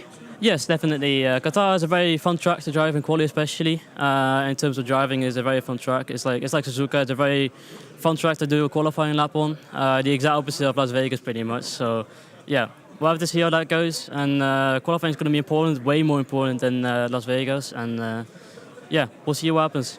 It's so true. You couldn't find two different tracks that we've got today. Guys, back to you. Thank you so much. Yeah, I mean, fantastic qualifying session, but all of the drivers have been saying doesn't really matter, because when it comes to the race, it's going to all be up for grabs. Yeah, but we've got that 1 point at least added for this season. So it's a great addition to the season. So at a track like today, it just puts a bit more importance on qualifying, that these drivers don't just settle for, okay, cool, I'm happy with third. No, there was that point up for grabs, which could help anyone in this field in all their individual battles across the standings. Marcel, they have a little bit of a break now, of course, before they gear up for qualifying at Qatar. Complete shift in mindset because it's such a different track. How will they be readjusting their mindset and as a team working to prepare? I know that's a boring answer, but they just do it. Like, I mean, it's their job. Like, I can't, like, I don't know. It's just natural to them. They have to do it. They are professionals, and they know the current drill, how the competition is going, and that everything is super squeezed in on time. So they need to be quickly shifting from, okay, Nico needs to carry that momentum, but also we could see yesterday, for example, with Bari, when he had a bad qualifying then in the next session, it really dragged him down for the next race, even though he still did good. I mean, it's just challenging, honestly. It's very challenging for the drivers to make sure they keep their headspace in the right one, but they don't think too much about it. They just know the next track is Qatar, and that's how it is, so they need to get on with it. Full-on schedule that we've got for our drivers here, but as Marcel said, they're professionals. Let's have a look at the starting grid for Las Vegas. Yeah, so here's the starting grid for the race at Vegas. Danny Moreno starting from P20, Jed Norgrove in 19th place. That's your back row of the grid. Next up, it's Tom Manley, 18th. Alvaro Caraton in 17th. Could not quite come back after yesterday's misfortune. Ruben Pedreño in 16th. Simon Weigang in 15th. We move on up then to P14, Ishmael Fassi, just outside with Fabrizio Donoso. Aston Martin knocking on the door, 13th place though for Donoso Delgado. Jake Benham in 12th place. We heard that he was a little disappointed. Decent performance from Patrick Schipos. Alpine need this, of course. 11th place, just outside the top 10. Josh Edo in 10th with Alfie Butcher in 9th place. We just saw a slight mistake coming through that final sector on his flying lap. Lucas Blakely in 8th with Brendan Lee managing to obtain a P7. Moving on up into P6, Freddie Rasmussen just could not quite hook up that final lap. He's got Jarno Opmeer alongside him, two old rivals to dance around Vegas once again. Ulas Isildirim in 4th, Barry Brumand in 3rd place on the second row, and then we move up to the front end. Ferrari dominant again in qualifying with Nicolas Longuet, but look at that, championship contender Thomas Ronha joins him as well. Thank you very much. Well, that is qualifying at Las Vegas done. We are going to have a short break. We're going to send Marcel back out to the Players' Lounge, and he's going to catch up with some of the drivers. And then, of course, we will return for qualifying at Qatar. But for now, grab yourselves a drink and then get comfortable, because Marcel's going to be asking all of the questions that we want to know the answers to. Thank you so much for joining us, guys. Thank you for taking us through that. We'll be back soon.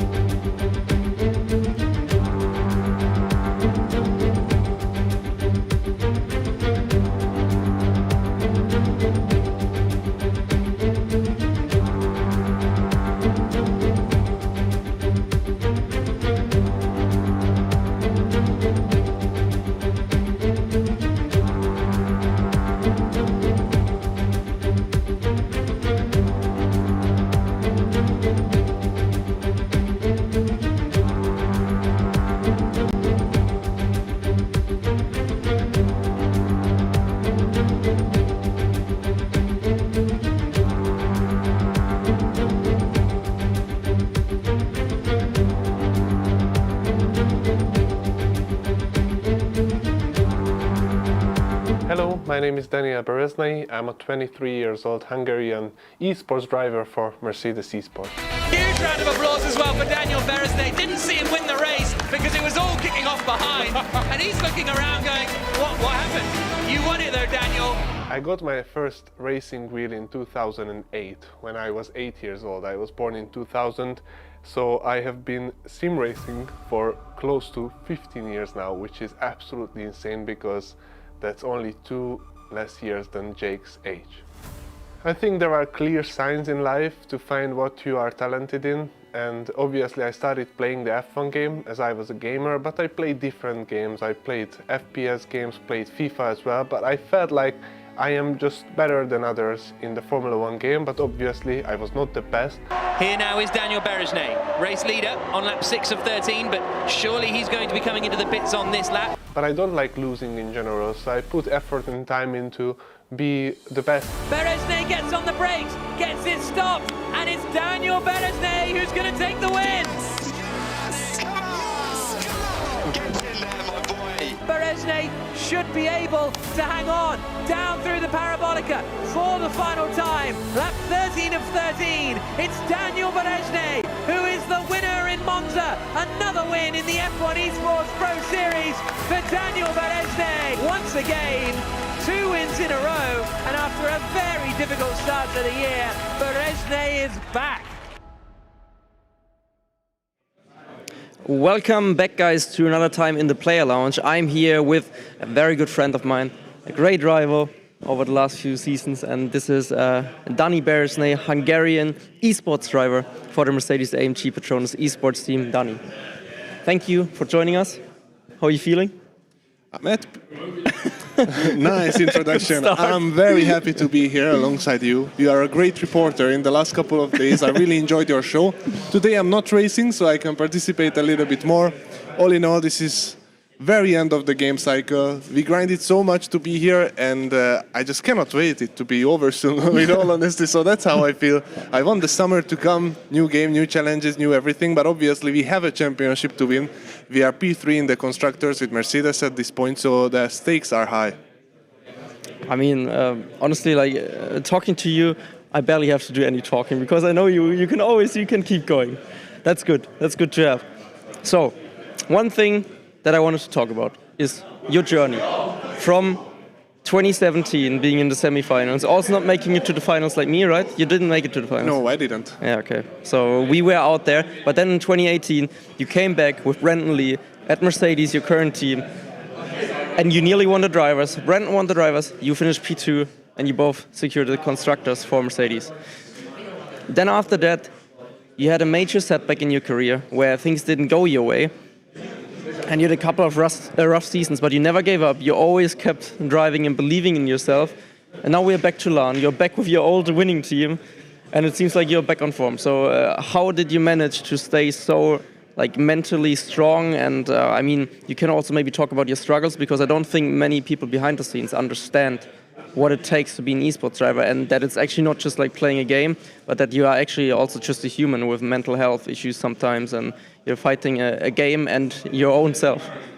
Yeah, esports is a lot different to real life, because I feel like that in real life, if you secure yourself to a good team, you can sometimes unnoticeably be like 2-3 tenths off the pace, and no one realizes, because your car still separates you from certain parts of the field, and you will always be expected to get very similar results. It's a lot more spreaded, but in esports the cars are completely equal.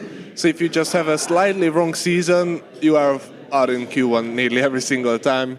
You will find yourself without points in most of the races.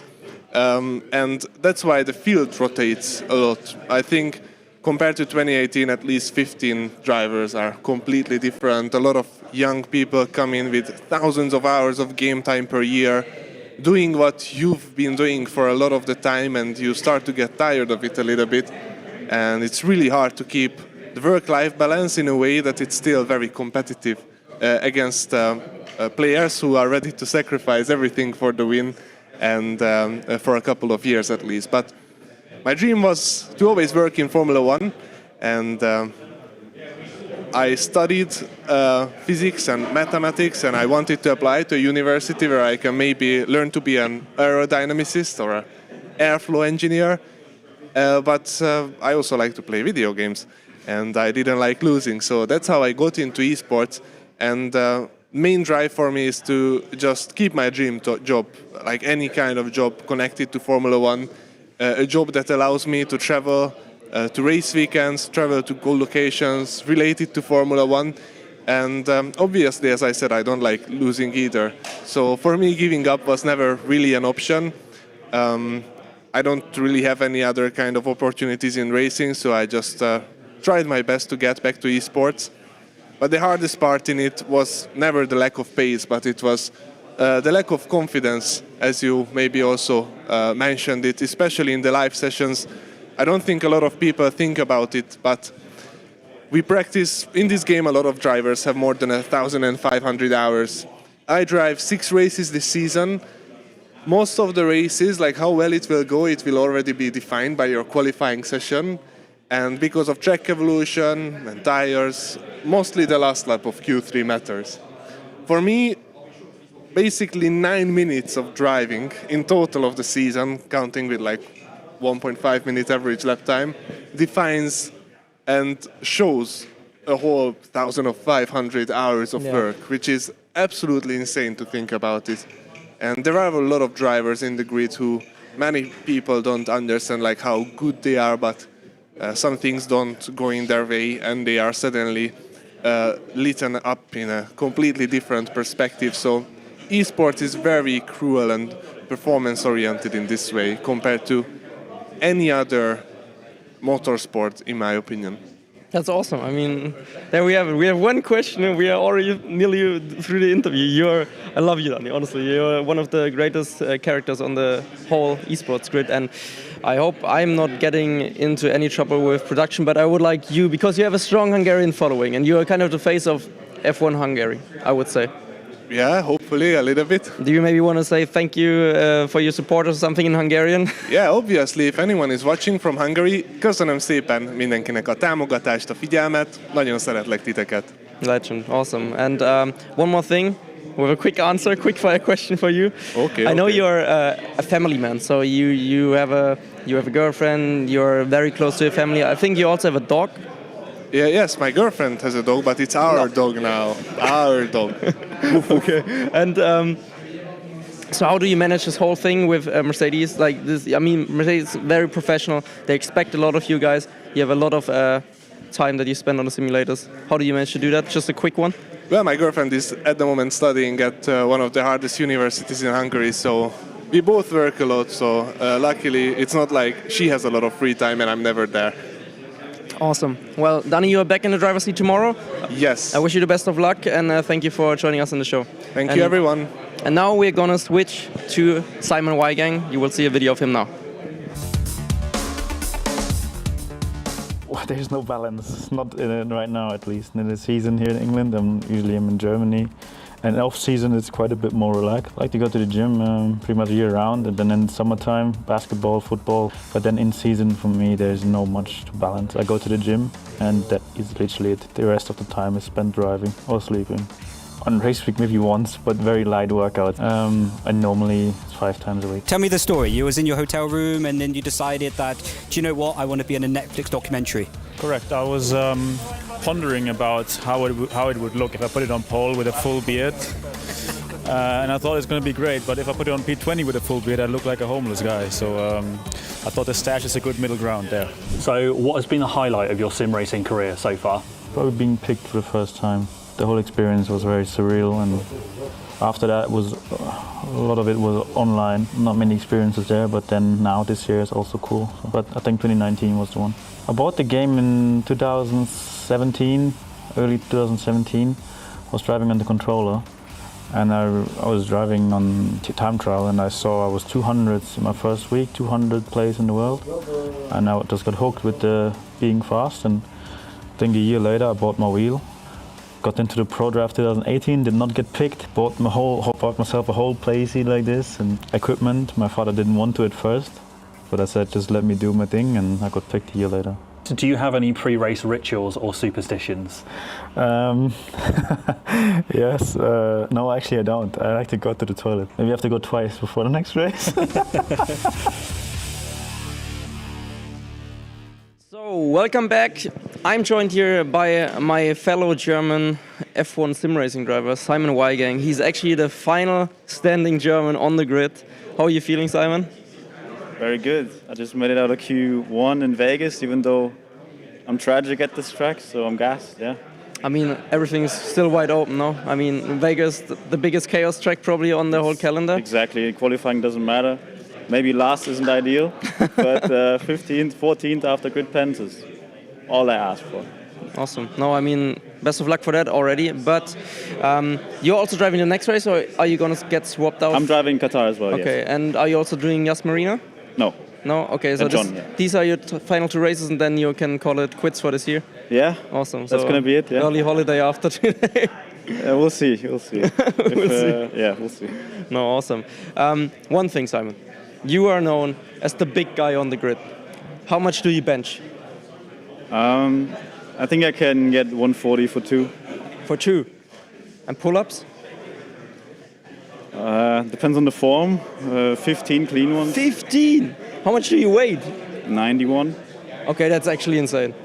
That's insane. I mean, the most struggle to get 10 pull-ups, clean ones, with like barely any weight, and you weigh 91. Yeah, but I also train a lot, so maybe I should train a bit less and practice more in the sim next time. Maybe you need to decrease your wheel rotation because you can't turn anymore because you're getting too big. No, I've been training since 2015, so over the years, you always want to make a bit of progress, and then eventually. Okay, now a tough one. Sim racing or gym? Gym. Really? Yeah. So if someone would tell you can't ever do sim racing again, or you can never go to a gym again? Oh yeah, 100%. That's not even close. Let's not make Aston Martin here. I mean, I'll always. I mean, sim racing is fun. I love it. It's great. But then, if I don't sim race for 3 days, I'm all right. If I don't go to the gym for 3 days, I'm shaking a bit. So let's say you retire early, and you also say, okay, I had my few share of great moments, and now I want to try something new. Would you turn into the next Chris Bumstead? I don't know. I don't think so. No, I don't think because there's usually a bit more involved than just training hard. So I think I stay away from that. Yeah. Okay. I think we don't have to discuss that. Okay, so Vegas and Qatar. Qatar is a good track for you? Yeah. So you think you will be good in qualifying again, like yesterday in Brazil? It's always tough to say I will, but I hope for the best. But that was great, honestly. Good to see you back on form. And that wasn't my strongest track. Every lap I did, I looked up and it was good. I don't know. That's awesome. Yeah. Where did you qualify? P3 or P2? P3. P3. And then the race was a bit unfortunate. But I mean, you guys have a rough season, so it was still a good result for the team in some way. It was P8 in the end, obviously, with that season we had last event. It's always a bit tough, even though you act like the outside noise doesn't matter. When people almost act like you're like a meme team or whatever, but then in practice how quick you are. Yeah. And you just cannot show it, and then it's always tough to speak about it and not show anything. And then at least showing the people something is a bit of a relieving feeling for sure. Yeah. I mean, you currently also are dealing with a little bit of setbacks in F1 sim racing, and I want people to understand that even though when you have a rough season, because I had also, for example, 2022, I had a very, very bad season. I started off well, and then I barely scored any points until the end. Had a lot of struggle, failed multiple times to get into Q3, and I know that struggle, but you're still putting in the work. You're super talented. Each and every single one of these drivers here, we can all say, no matter what, if some are better, some are worse, they are all crazy good, and they deserve to be here. And I think it's sometimes such a shame because it's a strict competition. We are all trying to be the best we can be, and from the outside usually we see words like, oh yeah, he's washed, he's not good, he's that. Yeah. And sometimes it also gets to your head. It's a bit of a shame. So I want people to understand out there that all of these drivers, even if they have a bad season, like we could see in 2020, for example, Lucas Blakely, he scored, I think, no points, if I'm not mistaken, not a single point. And then in 2021, he turned everything around, fought for the championship. In 2022, he secured it. So anything is possible. It's just some games suit you more. Sometimes you're going through a rough patch in your life, and so never ever judge these drivers. You can of course say their performance is not great at the moment, but you should never disrespect them for the amount of dedication and hard work they pour into this, because it's actually insane. And some might think it's just a video game. No, it's actually more than that. Like, it's their whole life, because they have to give in their whole life and sacrifice so much social life, free time, everything, just to be where they are. And even if that means just to finish maybe in Q1 sometimes. And it's actually crazy. And it can turn around every single year. We saw it with Blakely. We'll see it with multiple other drivers. And yeah, so I think that's a beautiful words, especially the fact that when you don't drive well, something happens. People tend to not even criticize. They go to almost a disrespectful route. Yeah. Which I don't think is okay, regardless of how someone performs. But then again, that's a public eye, and in the real F1 is probably even worse. So you have to deal with that in some sense. And if I'm going to be honest with myself, I don't think I sacrificed maybe as much as others to try to be the absolute best in my years in F1 esports. I think this year was probably one of the hardest years I've worked with 2019. And then all this hard work kind of compresses almost into a quali lap. Like, if you think about it too much, it's almost over. You just have to get rid of all those thoughts and just focus on driving. It's incredibly tough. So yeah, at least have a bit of decency and respect for the drivers competing, because it's definitely not easy. Awesome. No, thank you very much, Simon, for your insight, and I wish you all the best. Bring back a German win maybe before the end of the season, or a podium. Germany, you have to come back, myself. Huh? You're making us proud. So keep on going, and I wish you the best of luck for Vegas and Qatar. And then we are going for a short break, and we are going to be right back after that.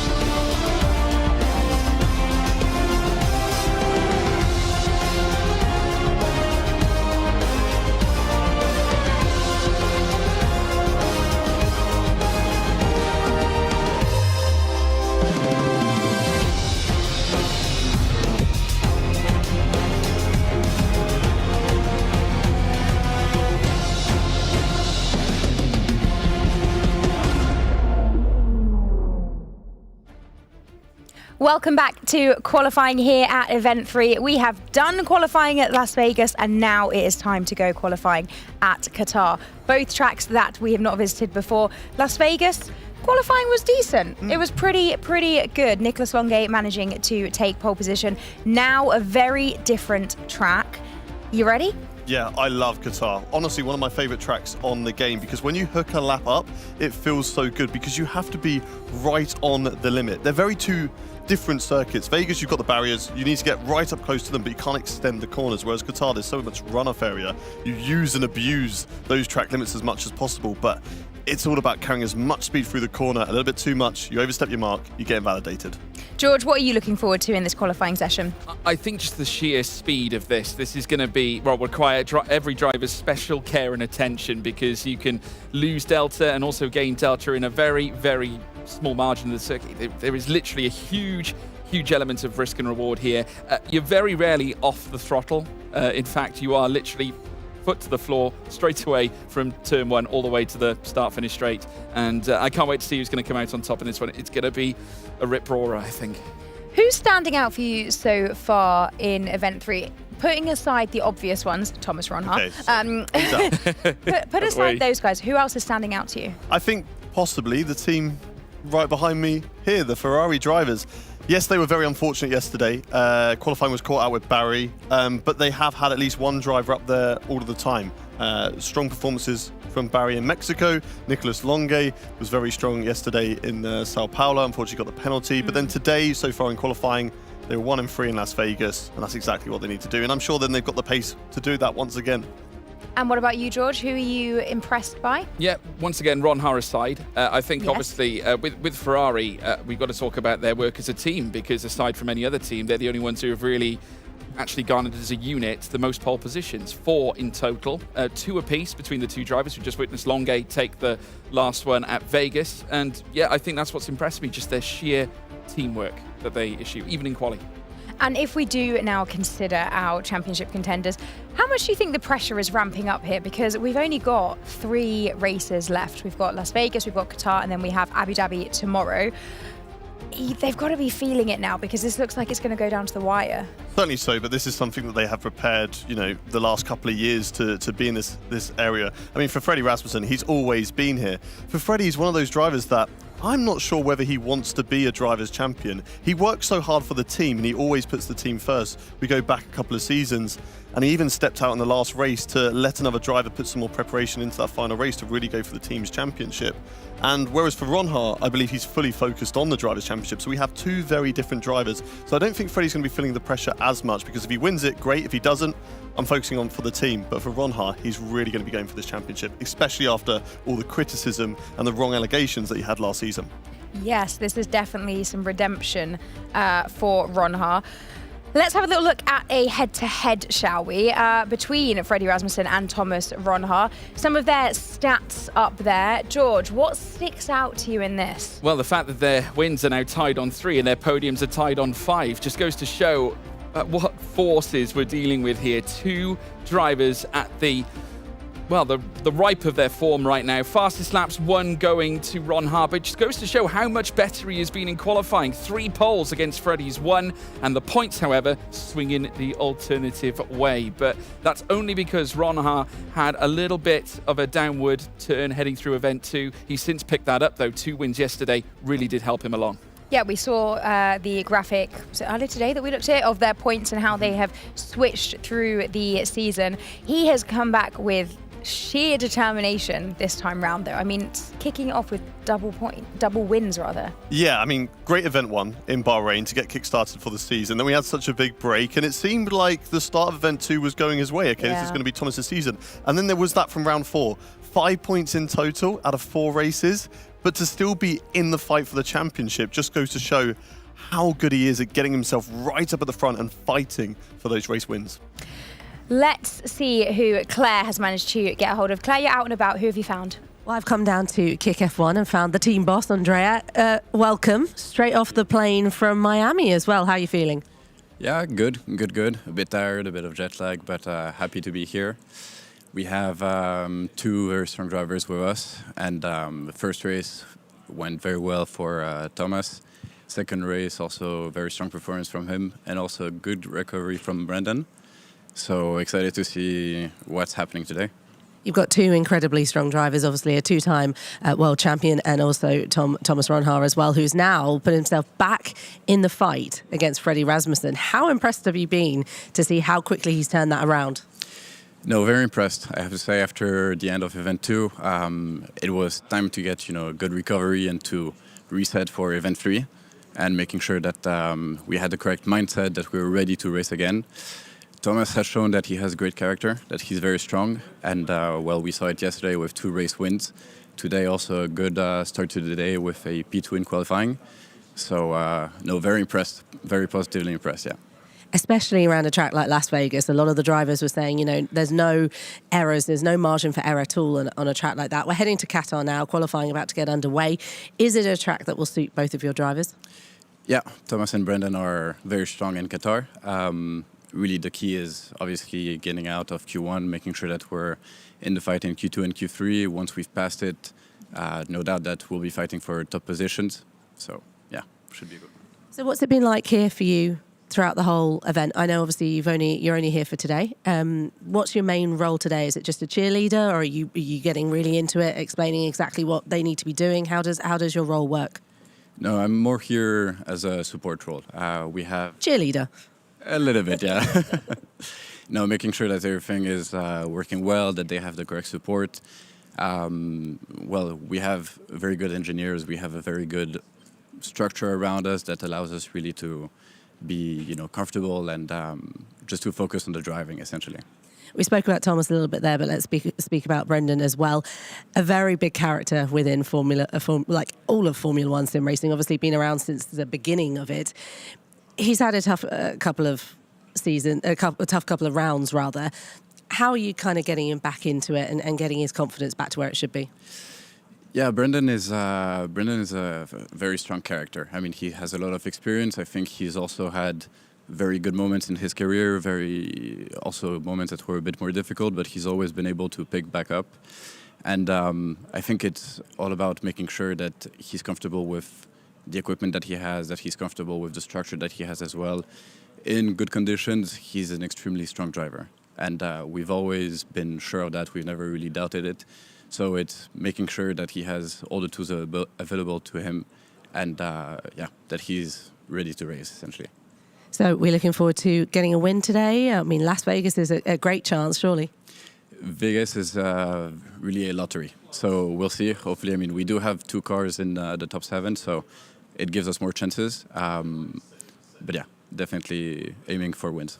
Tricky competition out there, though. You've got to get past the Ferrari first. Yeah, let's see. Let's see how it starts. Yeah. Well, good luck. Here comes Qatar qualifying. Shall we head back over to you guys at the desk? Thank you very much. Now, you guys, make sure you keep in touch with us on social media. Give us a follow at F1 Esports. Use the hashtag. We're on all of the usual platforms. So give us a follow. Let us know what you think. Share your thoughts and feelings about the event so far and who you're rooting for in the championship, because we want to know, don't we? We do. We have no favourites, obviously, but you guys are allowed to, so do let us know.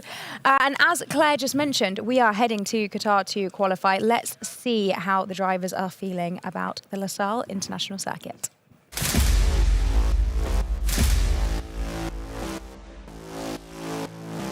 Yeah, Qatar, I think for hot lap is a really nice track, super high speed. The track limits are a bit annoying for us as a driver because we have to push them like super hard, like 110%, and sometimes you just go over the limit and get track warning. In all fairness, Qatar is the complete opposite of Las Vegas in terms of, let's say, chaos. Qatar is a very hard track to overtake. It's all high speed, medium speed corners. Qualifying is going to be very, very important, probably the most important one out of all. Maybe even throughout the whole season, because it's such a hard track to overtake. Yeah, going to be important to hook up a good quality lap. Yeah, it's a really good track for hot lapping, but I think for the race, the overtaking is completely opposite of Vegas. I think it's going to be really tricky to overtake, so quali is quite important there.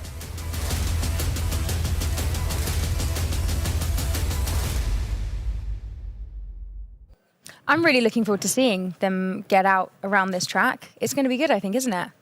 Yeah, I think so. I think, the drivers alluded to it being slightly different than Vegas for various reasons as well, not just the barriers, but also the undulation. There's quite a bit of undulation that doesn't really get spoken about at Qatar. And, that can be a difference maker when it comes to track limits. It's about how you manage the pace, corner entry and exit as well at the same time. So, yeah, like I said, that risk and reward element, which is going to be vital in qualifying.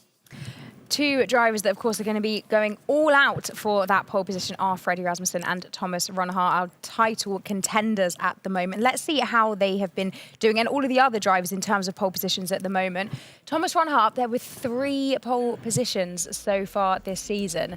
Surely that gives a little bit of confidence. Oh, certainly so. And I've said it before, he is one of the fastest out there over one lap, and he's able to back that up with race pace as well. But the Ferrari driver's hot on his heels in terms of pole positions, both of them 2 apiece. Nicolas Longuet, again, another driver who's incredibly fast over one lap. Freddie Rasmussen, only 1 to his name, but he's got plenty of race wins. I believe it's 3 race wins so far this season for Freddie Rasmussen. Lucas Blakely, reigning world champion, sadly slipping away from him so far this season, but he's also got a pole position to his name. And interestingly, 2-time champion Jarno Wotmin not there, but Danny Berezne, his teammate, is. Yeah, unbelievable. It's interesting when you see that graphic there, because Thomas Ronhaar with the most pole positions, but as you mentioned, not leading the championship, goes to show that Freddie Rasmussen really is a force when it comes to racecraft. He is, and I think, again, very similar to Jarno. I think his raw pace over race trim, I think, is more advanced than his quali pace. And we see that time and time again. I think if you go further back, you can afford to dice with danger in terms of alternate strategies, mix things up, try something a little different. Jarno's done that on various occasions. We alluded to it earlier on in the broadcast. But with Freddie, he's very much a similar character in the sense that he tries to persevere, find new avenues to sort of get the better of his opponents. And he has that racing IQ, that knowledge, that ability, because he has been part of this championship since all the way back in 2017, has been with Red Bull, the Red Bull family ever since 2018. And I'd imagine he's learned a lot in that period of time. And of course, you get that additional point for getting pole position, should I say. That's why it is even more important in F1 sim racing to try to be the fastest on track. Other than the 2 title contenders, who else do you think could be in with a real shot here at pole? I mean, Ferrari goes without saying, right? I think Ferrari goes without saying. Jarno just has this ability. Some qualifying, he is incredible. Others, he's out in Q2. So never, ever count him out. And then if you're looking around the rest of the grid, who else can have? Alfie Butcher, of course. Got to mention Alfie. He's had an amazing event too. Great qualifying. Surprisingly, wasn't up there on that graphic. No pole positions to his name, but very, very strong in qualifying, usually up there. And so far, this event has been able to back it up in the races as well. So yeah, look out for the Haas driver. And who do you think, team-wise, needs to really hope for a good, clean qualifying session here? Who's been struggling a little bit when it comes to quali? I think McLaren. I would say, given the drivers they have behind them, I think they've kind of not just underperformed in the race, but also in qualifying. I mean, Lucas Blakely only having 1 pole position, and Wilson, given the huge talent that he was projected to be, which he knows he can be. It's just he hasn't quite got there yet. But I think obviously having such a grand relationship between the two, they're both Scottish, they're both culturally the same, come from similar backgrounds. Lucas is a proven champion. I think he's undersold himself this year, and I think he needs to try and step up, needs to find something that perhaps he's missing that he had perhaps last season to try and get himself to the front row of the grid again.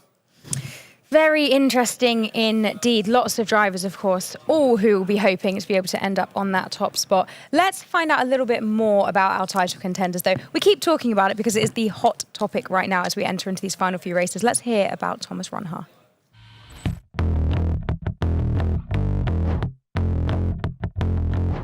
When COVID hit, I had nothing to do, so I had to find a hobby to get myself in a good rhythm again.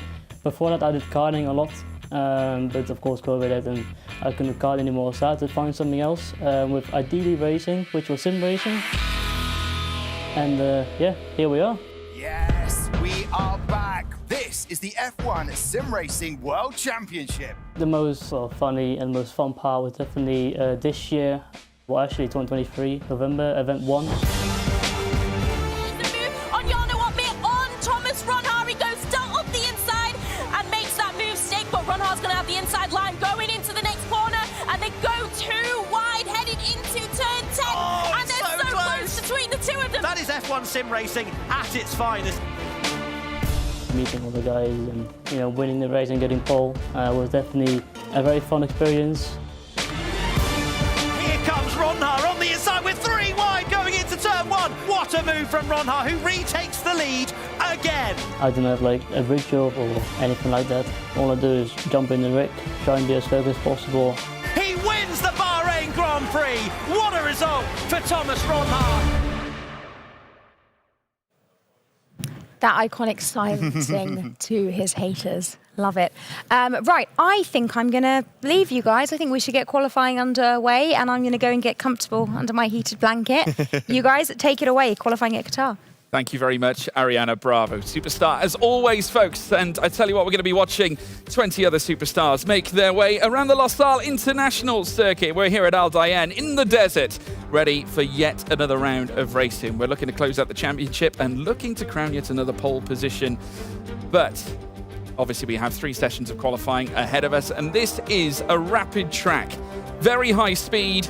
Very rarely are you off the throttle. 5.380 kilometers, that's 3.343 miles, and 16 corners await the drivers. To just look at that elevation change from turn 16 down in towards turn 1.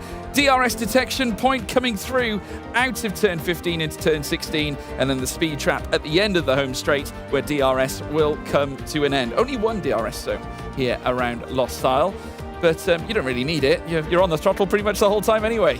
Yeah, it's just plenty of corners, and it's a driver's circuit, this one. It's very different to Las Vegas, where you have very difficult corners, but you have a lot of straights in between them. This one, you're going from one corner to the next corner, and you have to make sure you hook it all up and be in that rhythm and get yourself fully dialed in to a lap around here, because if you make a mistake into turn 1, if you're slightly offline, that upsets you through turn 2 and turn 3. And it's the same later on through the lap, in towards turn 12, 13 and 14. You're slightly offline there, you're going to ruin that whole section, potentially invalidate or just lose a lot of time. So it's so important around this circuit to make sure every corner is spot on. Yeah, it may be new to the Formula 1 sim racing calendar.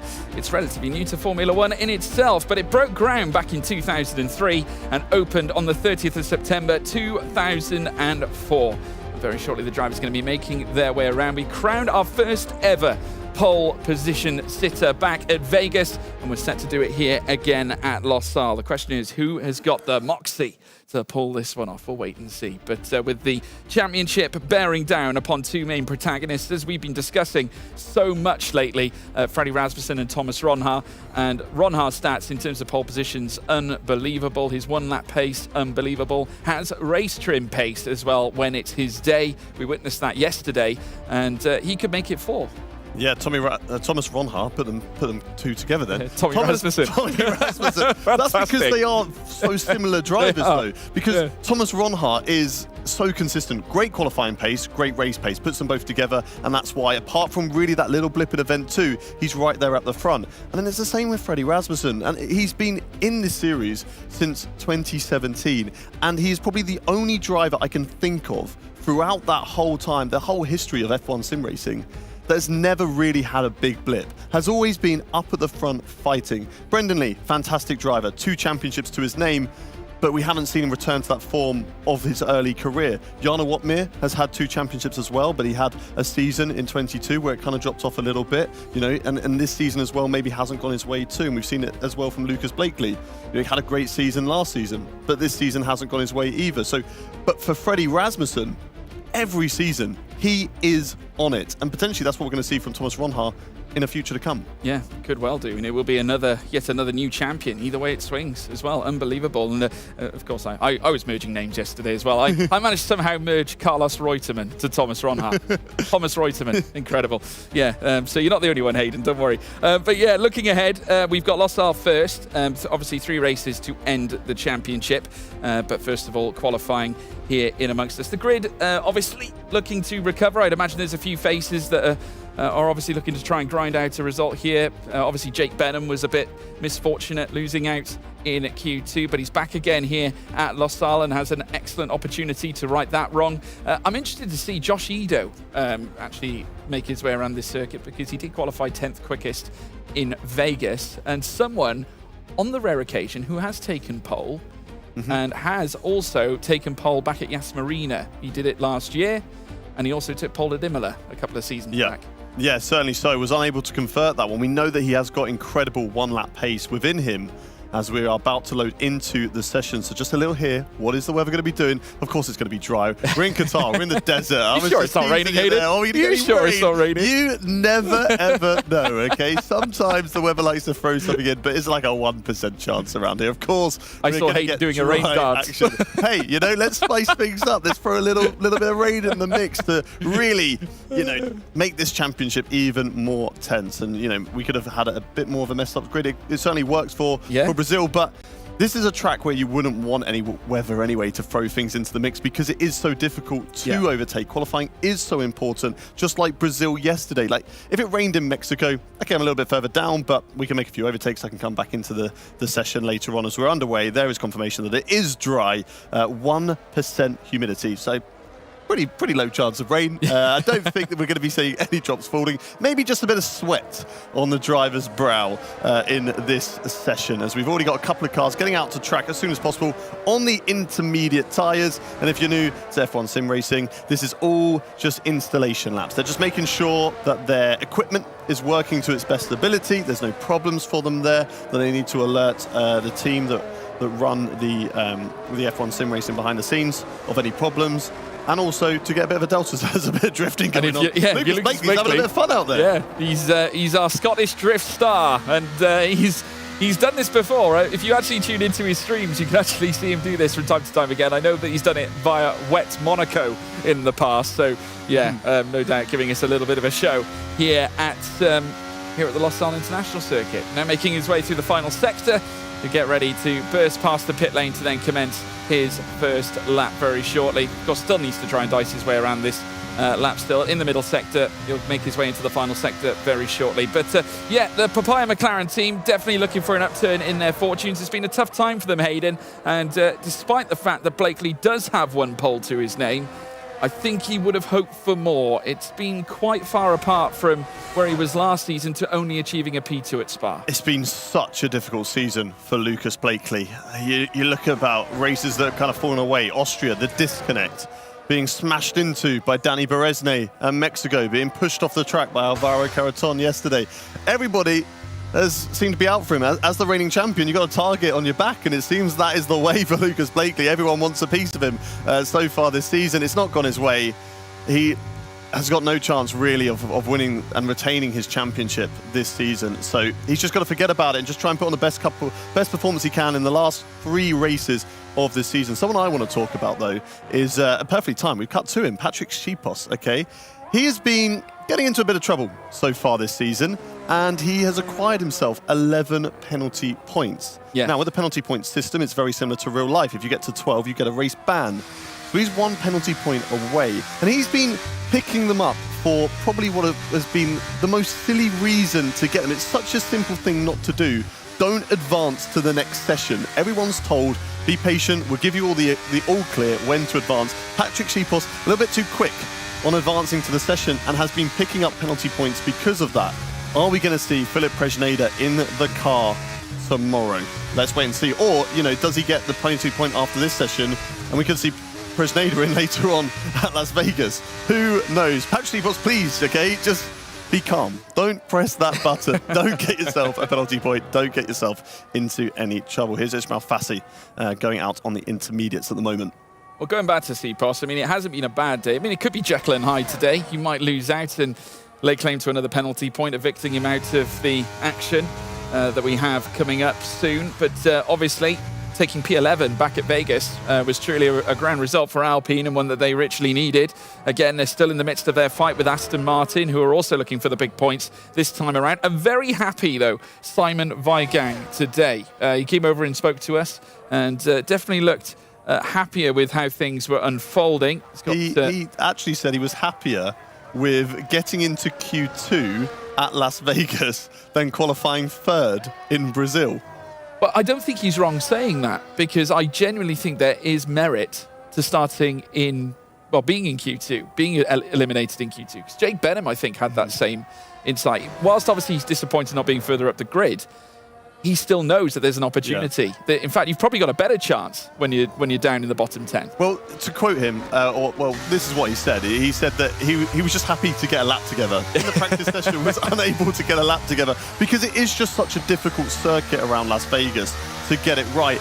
And it's very similar here as everybody's having a bit of fun out there. Now, Fasty's really throwing the car around, a few power slides, just putting on a show for everybody during this kind of mellow moment of qualifying where nothing really is going on because they're saving those tyres for the later stages when they're all really going to be pushing it out there. Fabrizio Donoso, another driver, out on the intermediate tyres on a lap at the moment. Fasty's put a lap time in. It is a 24.9. We're going to see a big improvement on that later on. I would think so.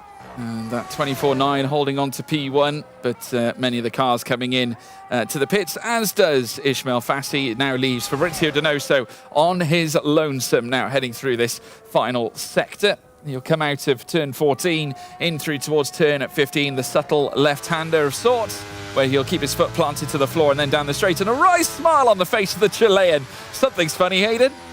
Yeah, what has Simon Weigang said to him in his ear outside? As maybe he was just throwing the car about, having a bit of fun as well. As now we're getting into the tense moment, and again, very much like Las Vegas, very silent, very quiet out there. And you know, they spoke about it earlier. It's getting crunch time. In the F1 Sim Racing Championship. There's a lot more on the line. It was all fun and games at the start. It's good to be back. Oh, it's good to see you. It's been a while. Let's go have a chat and hang out as friends. And now there's a lot more on the line. Money's on the line. Pride's on the line. They're all fighting for something out there, no matter where they are in the standings.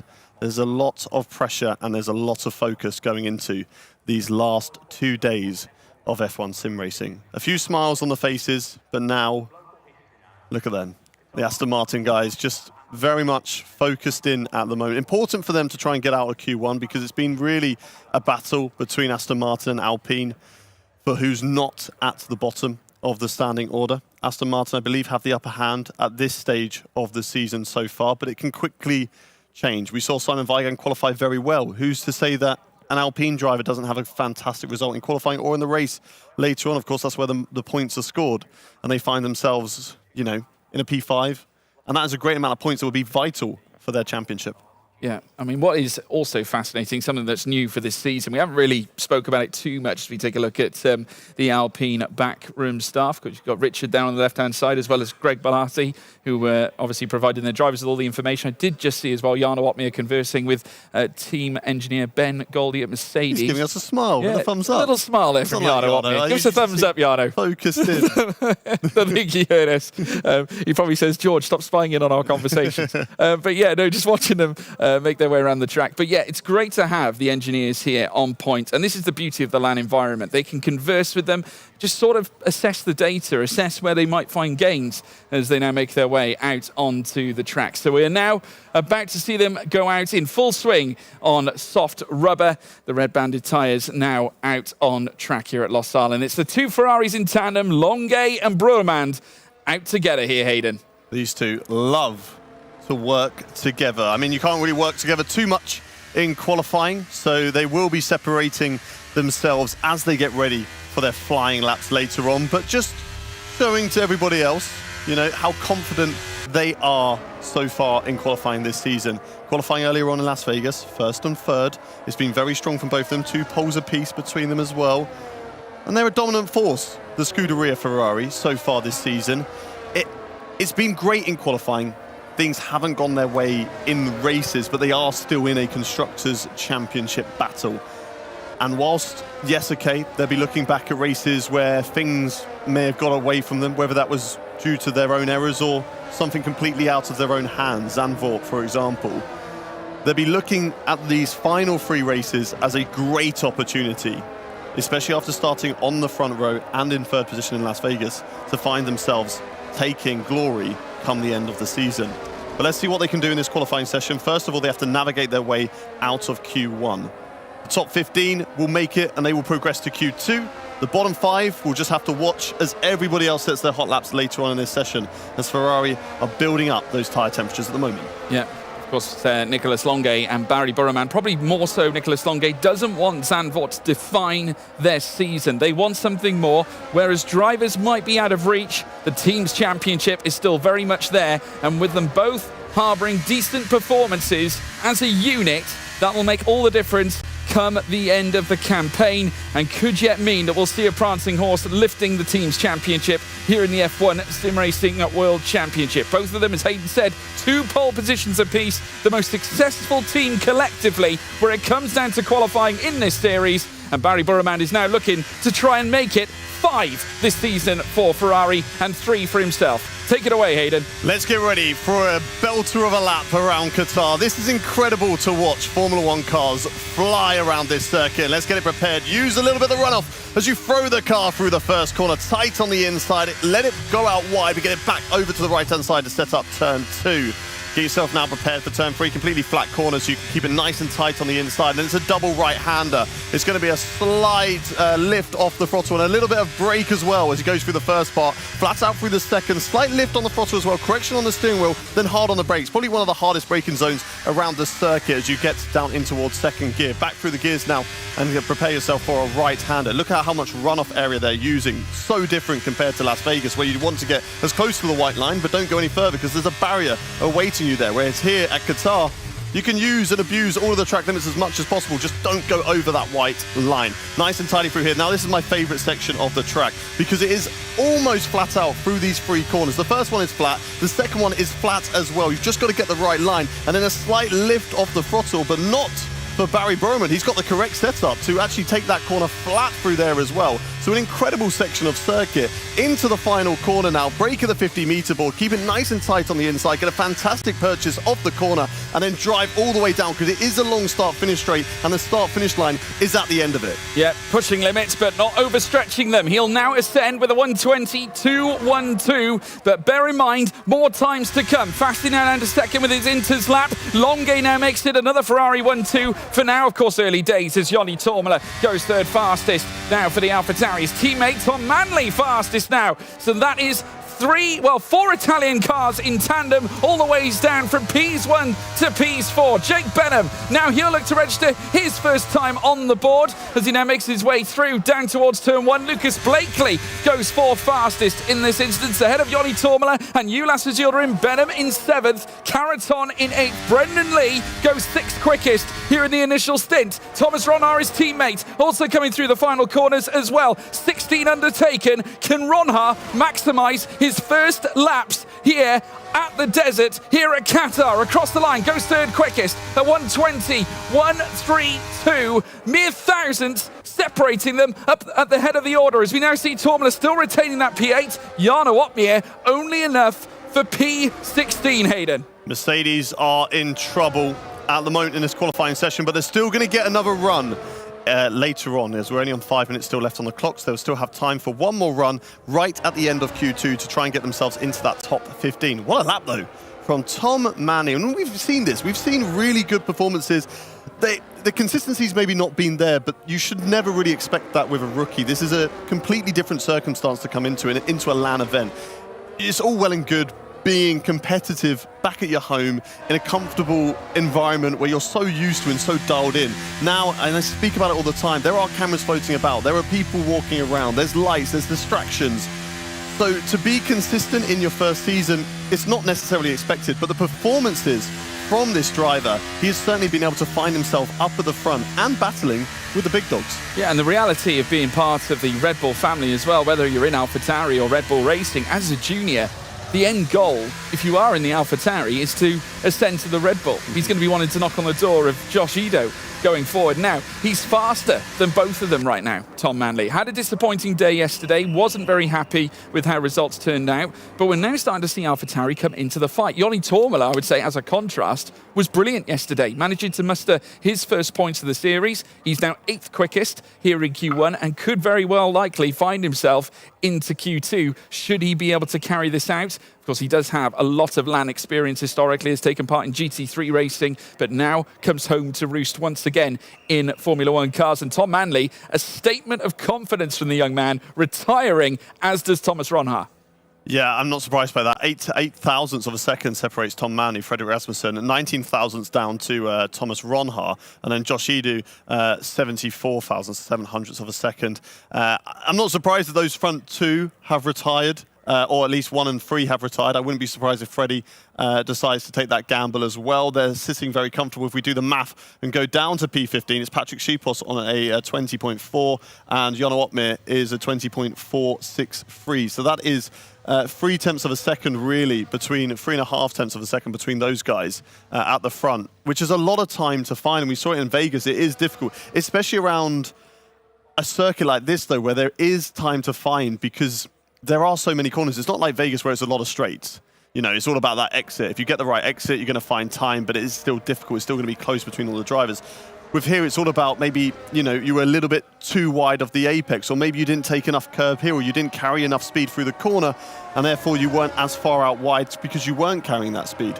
There is plenty of time to find around this circuit and plenty of opportunities for these drivers. Look at one of the drivers right down at the back of the field, Alfie Butcher, invalidated, but we know how strong he is in qualifying, and we know he has potential to be up at the front. So yes, they've taken that gamble. I do think they'll be comfortable, as we spoke about earlier with Nicholas Longe.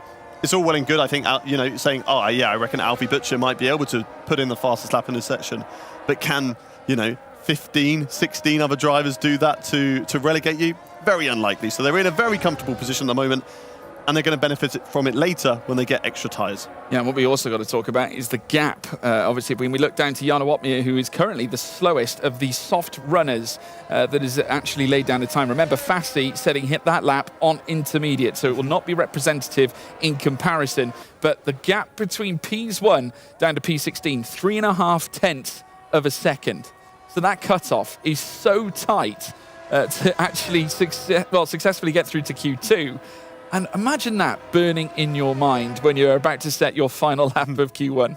That's the thing as well. Like, when we're watching these laps and we're watching the delta time, and sometimes someone's up by like 0.5 tenth of a second. And usually when you're back home and you're racing, if you find 0.5 tenth on your laps, you're like, this isn't that great of a lap. I'm not really going to improve, because the difference between the drivers is so large. But here in F1 Sim Racing, 0.5 tenth could be the difference between about 5-6 positions. Let's get on board now with Jake Benham. He's going to be one of the first drivers out on track. He's already down his lap time. There's 1 minute left on the clock as all the drivers are navigating and find their way. But Jake Benham wants to get a move on with this session. Let's watch him board slightly wide of the apex through turn 2, but still able to find a bit of time. 0.02 of a second up at the moment. Now into this double right-hander. Lift off the throttle, bit of brake, throw it in, flat out then through the second part. Don't run out too wide, put it right on the white line. That's good. 0.5 tenth at the moment improvement. Nice and tidy through the hairpin. Back on the throttle. Still looking good. Still finding time everywhere. Currently sitting 12th in the standings. A little bit of an improvement. A 10th for the moment will certainly allow him to climb up the order. Now get this part hooked up nice and right. Get the car over to the right-hand side to really throw it through the left. It's a difficult corner here. The car just wants to understeer and drag you out to the outside curve, and that's so easy to invalidate on that corner, but he doesn't do so.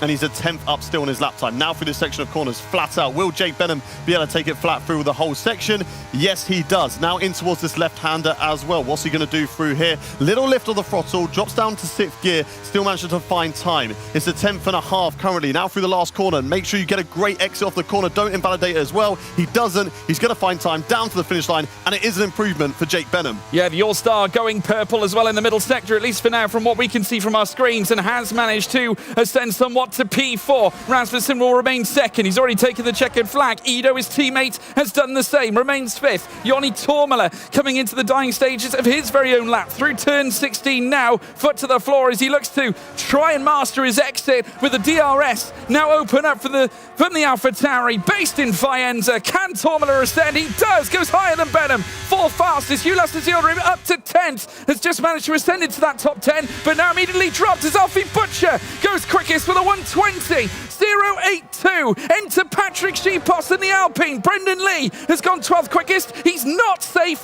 whatsoever. Fassi goes 9th. As we now see Schipos now go up to 5th. Great lap from Patrick Schipos. Danny Moreno on his return with McLaren running very wide onto the left-hand side of the track, taking some of the grass. Caraton looking to break out the elimination zone. Moreno's out. Lee is out. We've also lost further up Ulas Zildrim on the bubble. Caraton out of qualifying as well. He will not proceed to Q2. Nicholas Longue in 11th place. Your fastest man on track, Alfie Butcher, here in Q1, but quite a few big names out already in the first session. One of those drivers who is very, very close to being knocked out. 12 thousandths of a second. Barry Burmond, invalidated on his last lap time, was unable to get a final flying lap in, was right on the cusp and just managed to save it. I said one driver who I potentially watch out for that could potentially be at the top was Alfie Butcher. I didn't actually mean it. I just said that in theory, he could go from 20th to first. He must have heard you. Yeah, he must have heard me be like, okay, well, if you think I can do it, I'll go and do it then. And he did.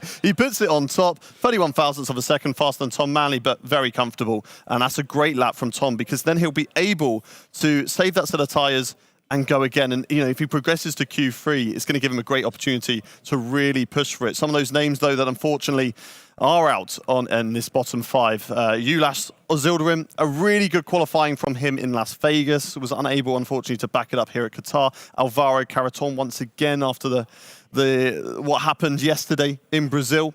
And again, out of qualifying. Danny Moreno down there. Fabrizio Donoso also out. And another driver who is out is two-time champion Brendan Lee, who is talking to Claire Cottingham now. Yeah, Brendan alongside me. I'm sorry to see you so soon. Just talk us through what happened.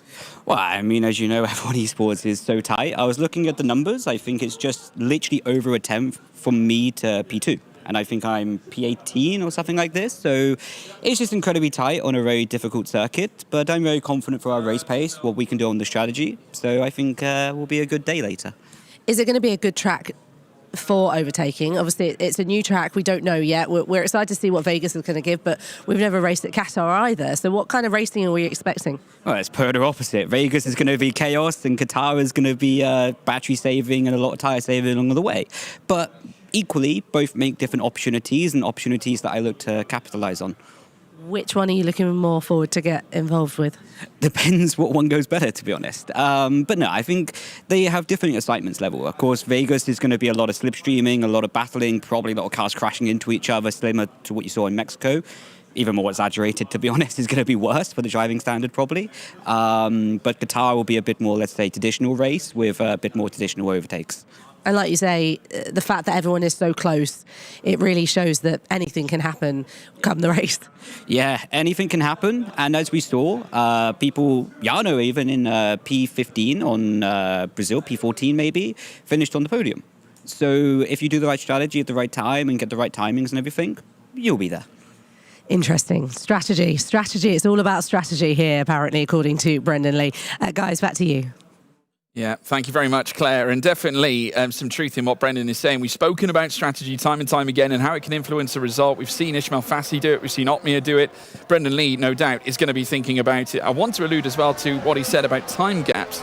If you look at the top 11 in that last session, they were all within 94 thousandths of a second. Yeah, I mean, you go down to P19. The only one that was kind of out of that mix was Fabrizio Donoso. He was 4 tenths off the leader, but Danny Moreno, 19th position, was a 10th and a half off of the fastest lap. Remarkable. That is F1 sim racing summed up.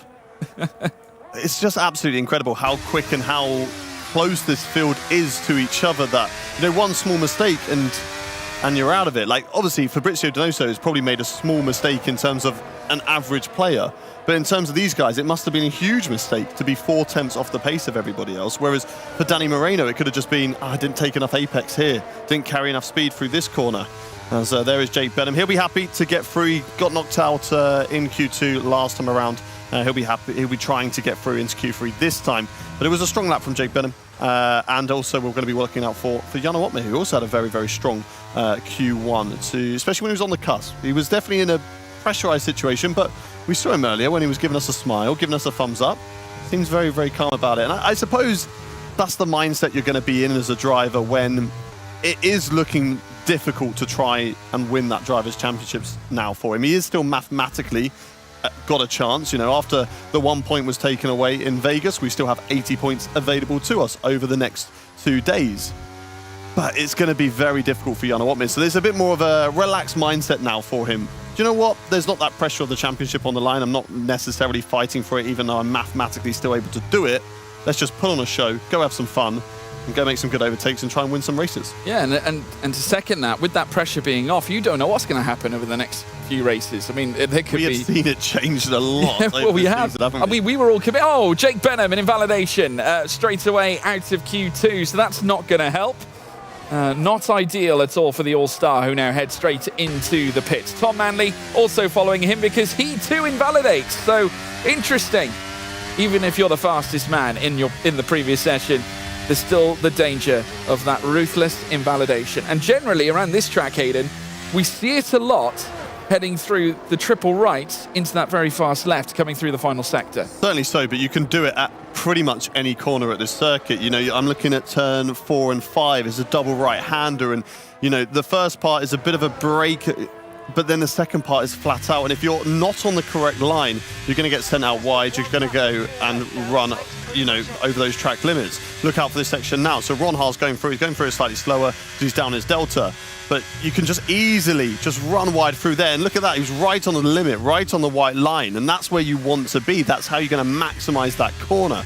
But if you overstep it, you're going to get it wrong. Even just opening up corners. Look at this one right here. He gets so far over to the left-hand side to open up this corner, to give him the best line through it and to carry the most amount of speed. But you can invalidate just doing that. So it is so easy around all these corners. This one right here, and there we go. You know, he's just proving our point. He knows that we're talking about him. He just wanted to show an example. That's a demonstration right exactly, there. how easy it is to invalidate. And this is the section that you were talking about, because it is flat through all these corners. Oh, there you go. You hit a curb. And there's another corner by here. This one in particular Thomas is the one. Ron Haar, hire him right now. You know, get him on the broadcast team. He's doing exactly what we needed to do. Showcase the difficulties that this circuit gives you. Of course, this lap didn't matter to him anyway. He was already massively down on his delta. He was coming into the pits. This would have been on a used set of tyres, and he will be able to go again on a brand new set later on in this session. But that was a fine demonstration of just how difficult this circuit is, and also how different it is to Las Vegas. The difficulties are so different, because one's barriers that you've got to avoid, the other one's track limits. Yeah, I'd like to say thank you to our volunteer, Thomas Ron Haar, for showing us where you can invalidate around this circuit, but we'll be back, no less, I'm sure, to register a prim and proper time. Doesn't have to worry about it, though, because the lap prior was actually the fastest one anyway, the 1:20.165, so he has got a bar, he has got a delta to sort of match up against, and so has Simon Weigang. And in this initial stint, they can just go out on the used tyres. You don't need to burn that rubber, that fresh rubber that you will preserve later on at the end of the session in order to try and gain a chance. You know, put forward your bid for a place in Q3. Yeah, that was a really good lap from Thomas Ron Haar. Of course, we were just watching his in-lap. We weren't watching his flying lap because he obviously set that lap already. It's a good lap. I do think we're going to be seeing improvement. This track is going to develop over the course of this qualifying session. It's going to start to rubber in, it's going to start to evolve, and the lap times are going to get quicker as we move into Q1 and get to those final stages as we fight for that pole position point. But it's a good basis for Thomas Ron Haar, and definitely something they can compare later on when he does go on a brand new set of soft tyres. He is out of the pit lane now, one of the last drivers to come out of the pit lane as he heads through in towards turn 1 and now going in towards the second corner right now. We're watching with the championship leader, Freddie Rasmussen. He'll be looking to get a strong qualifying session here today. He was very lucky not to get out, to get into Q3. In Las Vegas, because he invalidated, of course, on that lap time. Is that something we need to look out for again? Is he feeling that pressure? Is this why Freddie Rasmussen is one of the most consistent drivers, arguably one of the best drivers ever in F1 sim racing? But how can you call someone one of the best drivers ever if they've never won a championship? And maybe this is something that we're seeing now, that little bit of pressure adding on to him. Barry Bromond, he invalidated at the end of Q1. Can he keep it all together this time around? Let's watch on board for his lap here in Qatar. This will be his first lap to get a banker lap on the board and to get that time in, George. Let's see what he can do. Yeah, coming through this next left-hander now, looking to try and just manage that throttle input slightly, but has done so well. Yeah, currently in 6th gear, progresses to 7th.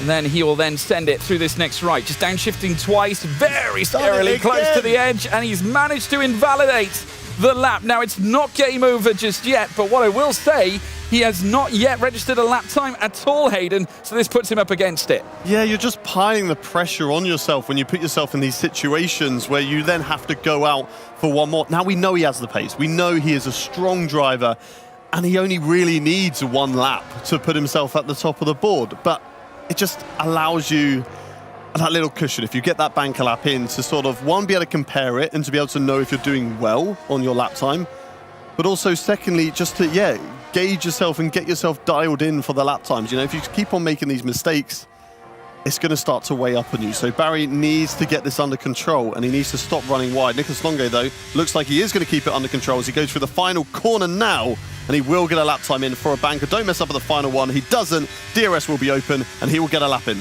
Yep, coming up towards the line now. Barry Burman's going round again, so looking just to lay down at least something on the line. A 1:20.027 for Longue, however, goes faster than Ronha. Manley back to the top and brings us our first 1:19 of the session as well. Patrick Schipos, Yoni Tormala goes up to second. AlphaTauri, Faenza flying the flag here so far in Q2. Ismail Fassi now down to fourth as Alfie Butcher goes quickest with a 1:19.971. Freddie Rasmussen fourth now. The 1:19s are cascading in. In comes Ruben Pedreño, the Spaniard. Hasn't nailed down that lap superbly just yet. Jarno Opmeer coming up towards the line. The Flying Dutchman to the front here in the initial stages of Q2. And now Thomas Ronha, fellow Dutch compatriot, fastest 3 times in Q3 action. Will he go quickest? He will here in Q2 so far with a 1:19.927. It's Dutch 1, Dutch 2. Jarno Opmeer, a great lap from him, and we spoke about it earlier. Sometimes he just throws those laps in and can put it right up at the front. Other times he's struggling a little bit. There was a lot of frustration coming over from Ismail Fassi in the Williams as he went through the final corner. Now he has set a lap time that is good enough currently to get himself into Q3, but it is only 9th position. He is on that bubble. Thomas Ronha might be able to retire from this session once again. Might be able Simon Weigang. And Simon Weigang, up in 3rd position. Aston Martin might be leaving it all to the last 3 races to really try and get some good points and take them off the bottom of the championship. But really strong qualifying so far from Simon. What are the lap times on the board? I want to go back to the broadcast view just so we can see the actual lap times that everybody has at the moment. What is the difference between everyone? And thank you very much, race director, for giving us that information. Simon Weigang is about 0.02 of a second off of Thomas Ronha. If we look further down, so where is the gap? So we've got actually, down from 1st to 9th, down to 1st to 8th are all in the 19.9. So it's less than 1/10 of a second separating all of our drivers that have set a lap time. That is incredible. 0.08 of a second. 800ths of a second separates our top 13 drivers. That's mad. Yeah, it's Facial Hair Racing Team in 2nd and 3rd right now, with Jarno Opmeer in 2nd place. Maybe the moustache was a bit itchy there. He was just trying to adjust it whilst driving, wasn't he? Yeah, truly remarkable. Once again, Jarno Opmeer conversing with his engineering team as they look to persevere and hold their position moving into Q3. We do still have effectively one more run to go. Ronha, though, quickest with that 1:19.927. We're finally creeping into the 1:19s now, Hayden. Obviously, the track's starting to ramp up.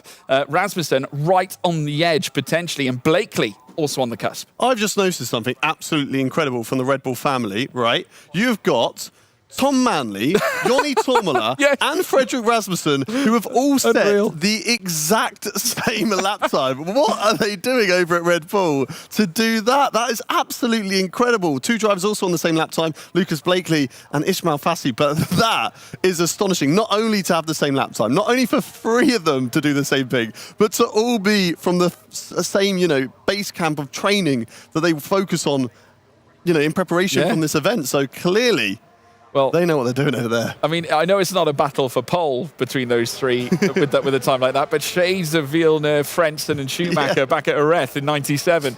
Truly remarkable.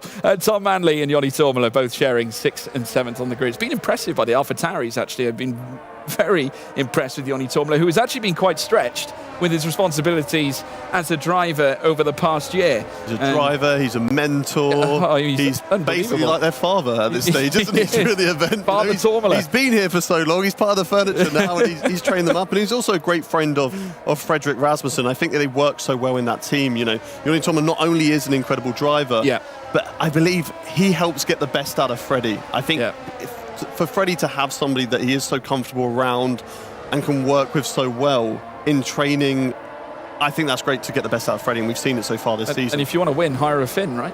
Yeah, I guess so. That is the phase. All drivers out on track apart from one of the Mercedes at the moment. It is Jarno Opmeer. We've got 1 minute 40 left on the clock. Now, does Jarno Opmeer think that he is safe? Which is an incredible roll of the dice from the Mercedes team, when the field who have set lap times are only separated by 0.08 of a second, that you've got the bravery to go, do you know what? I'm P2. Yeah, so what? They're not going to get me. I'm happy with that. There were some really impressive lap times laid down. I'm actually semi-surprised that Thomas Ronhaar's going around again. Opmeer obviously not concerned. We've got Simon Weigang. Simon Weigang looks like Brendan Lee in the game. This is like Inception. This is Jarno Opmeer's POV. We've got Brendan Lee on the left-hand side. We're looking at Simon Weigang making his way around the track. That's an interesting. It was a great thing to note, to be fair, that all the champions of F1 sim racing not only get the title, not only get the prize money, but you also get added to the game, which for these guys is an incredible feat, you know, growing up playing these games, that you're then able to select yourself as a character. So that is why Brendan Lee's in the game. You've got Jarno Opmeer in there, you've got David Tanitsa, Lucas Blakely is in there. Someone who's had an incredible career but isn't is Fredrik Rasmussen. Will we see him added to F1 24? Well, we'll soon find out. Patrick Schierpost now looking to try and lead Alpine to greater success this time around. 14th fastest at the moment, and needs to unlock something, Hayden, around these dying moments. Of course, this is now the final laps in Q2. It's all about the knockout to get into Q3. Yeah, luckily in qualifying, he can't really do anything too wrong to get himself a penalty point and get a race ban. So it's all about focusing on this race lap and making sure you put yourself up into the higher order of the field. Hasn't set a lap time so far, but does have a delta because he invalidated. Found a lot of time on his previous lap through that hairpin, whether he invalidated early on in the lap time, and now he's finding it. It's 2/10 improvement on his invalidated lap time as he throws it through the right and then in towards this very tricky left. It's so difficult because you've got to get the car so far out right to then open up the left-hander. But if you overstep your mark, it's so easy to invalidate there. Now into this very incredible triple right-hander, flat out all the way through here. Have Alpine got the right setup to take this corner flat through the final part? Yes, they do. You can just hear the revs dropping down as they go through that corner. Little lift of the throttle, drop it down into sixth, bit of a correction on the steering wheel, finding 3/10 at the moment on his previous invalidated lap time. He's going to be one of the first drivers to come across the line. Oh, that was close on the exit, but he doesn't invalidate. He'll get a lap time in. What will it be good enough for? Well, he's shaking his head, Hayden. I don't think he's very happy, but he'll cross the line anyway, and that will cement his time out here in Q2. He will not be proceeding to Q3. Thomas Ronhaar just below Alfie Butcher, who's just gone fastest. Manley retakes the lead with Lucas Blakely now up to second. Guess again, it's Barry Burman, his former teammate, usurps him for second. Joni Tormler, another brilliant lap to move up to fourth as well. Jarno Opmeer, 7th fastest. Might be risky for now. Thomas Ronhaar goes to the top with a 1:19.731. Nicholas Longue, second fastest. Josh Ito takes it. Simon Weigang with a second place lap as well. A tremendous effort from him. But Thomas Ronhaar, fastest again, this time in Q2. Longue up into Q3. Barry Burman as well down in P5. Tremendous performance from the Ferraris, but some major shocks again. Jake Benham out of qualifying, it seems, as well as further down we lose Pedreño. Both Alpines out. Freddie Rasmussen out of qualifying, folks. That is your breaking news. Massive shocks. Have the frailties kicked in now in the closing stages of the championship? Jarno Opmeer very, very lucky not to be knocked out. Or was that just all part of the master plan? He took that shot in the dark and it worked out for him. And he is going to benefit now from a brand new set of soft tyres to really try and push for pole position. We've already seen that he has fantastic pace around here. Thomas Ronhaar right at the top. But Simon Weigang, what is it about event 3 and the second qualifying session? Does he just need that first one just to warm up? I'm not too bothered about Las Vegas and Mexico yesterday, but then we go to the second qualifying session, Brazil, now in Qatar. And he's right up at the front. This is incredible stuff. Eliminated from this session, Jake Benham, Ruben Pedreno. We've also got Ismail Fassi, Patrick Schipos, and incredibly, the championship leader, Fredrik Rasmussen, is out of qualifying. Unbelievable. Truly against the grain of where we've seen Freddie historically. And we did wonder whether those frailties were starting to come in, Hayden. And I must say, looking back, we have seen little instances, little moments that have started to suggest that we might be seeing Ronha get the upper hand on Freddie. But we can hear a little more from him because Freddie Rasmussen standing by for an interview with Claire Cossingham. Yeah, Freddie alongside me. Freddie, unfortunate out there. A new track, tricky as well. Can you just talk me through what happened? Yeah, I can, but I think I'll get a penalty if I do. A couple of issues with your screen, I think you were mentioning earlier. That can be very frustrating. Obviously, qualifying is very important, as we know. Talk me through, though, what we can do from the race from where you are. We need to fix the computer issues. Racing, though, if all is good, let's talk about if all the computer is fine and everything like that and ready to go. What can you do from where you are? Not much in Qatar. There's not really anywhere to overtake, so... Yeah. First up, though, is Las Vegas. That is a chance for points for you and important for the championship fight. If the PC gets fixed, then yeah, maybe. Okay. All right. We'll let you go. Guys, back to you. Well, I tell you what could that mean, Hayden Gullis? Obviously not a happy man. Was quite reserved in his responses. We've come to know that from Freddie anyway. I can say to myself, what's the difference, George? What's the difference anyway? But yeah, no, what I will say, that despite obviously we know what Freddie's like when he speaks, but you know, there was a definite different tone with that interview there. Obviously not happy, outside of issues occurring outside of his control. But at the same time, this is the last thing you need when you've got a championship fight on the line.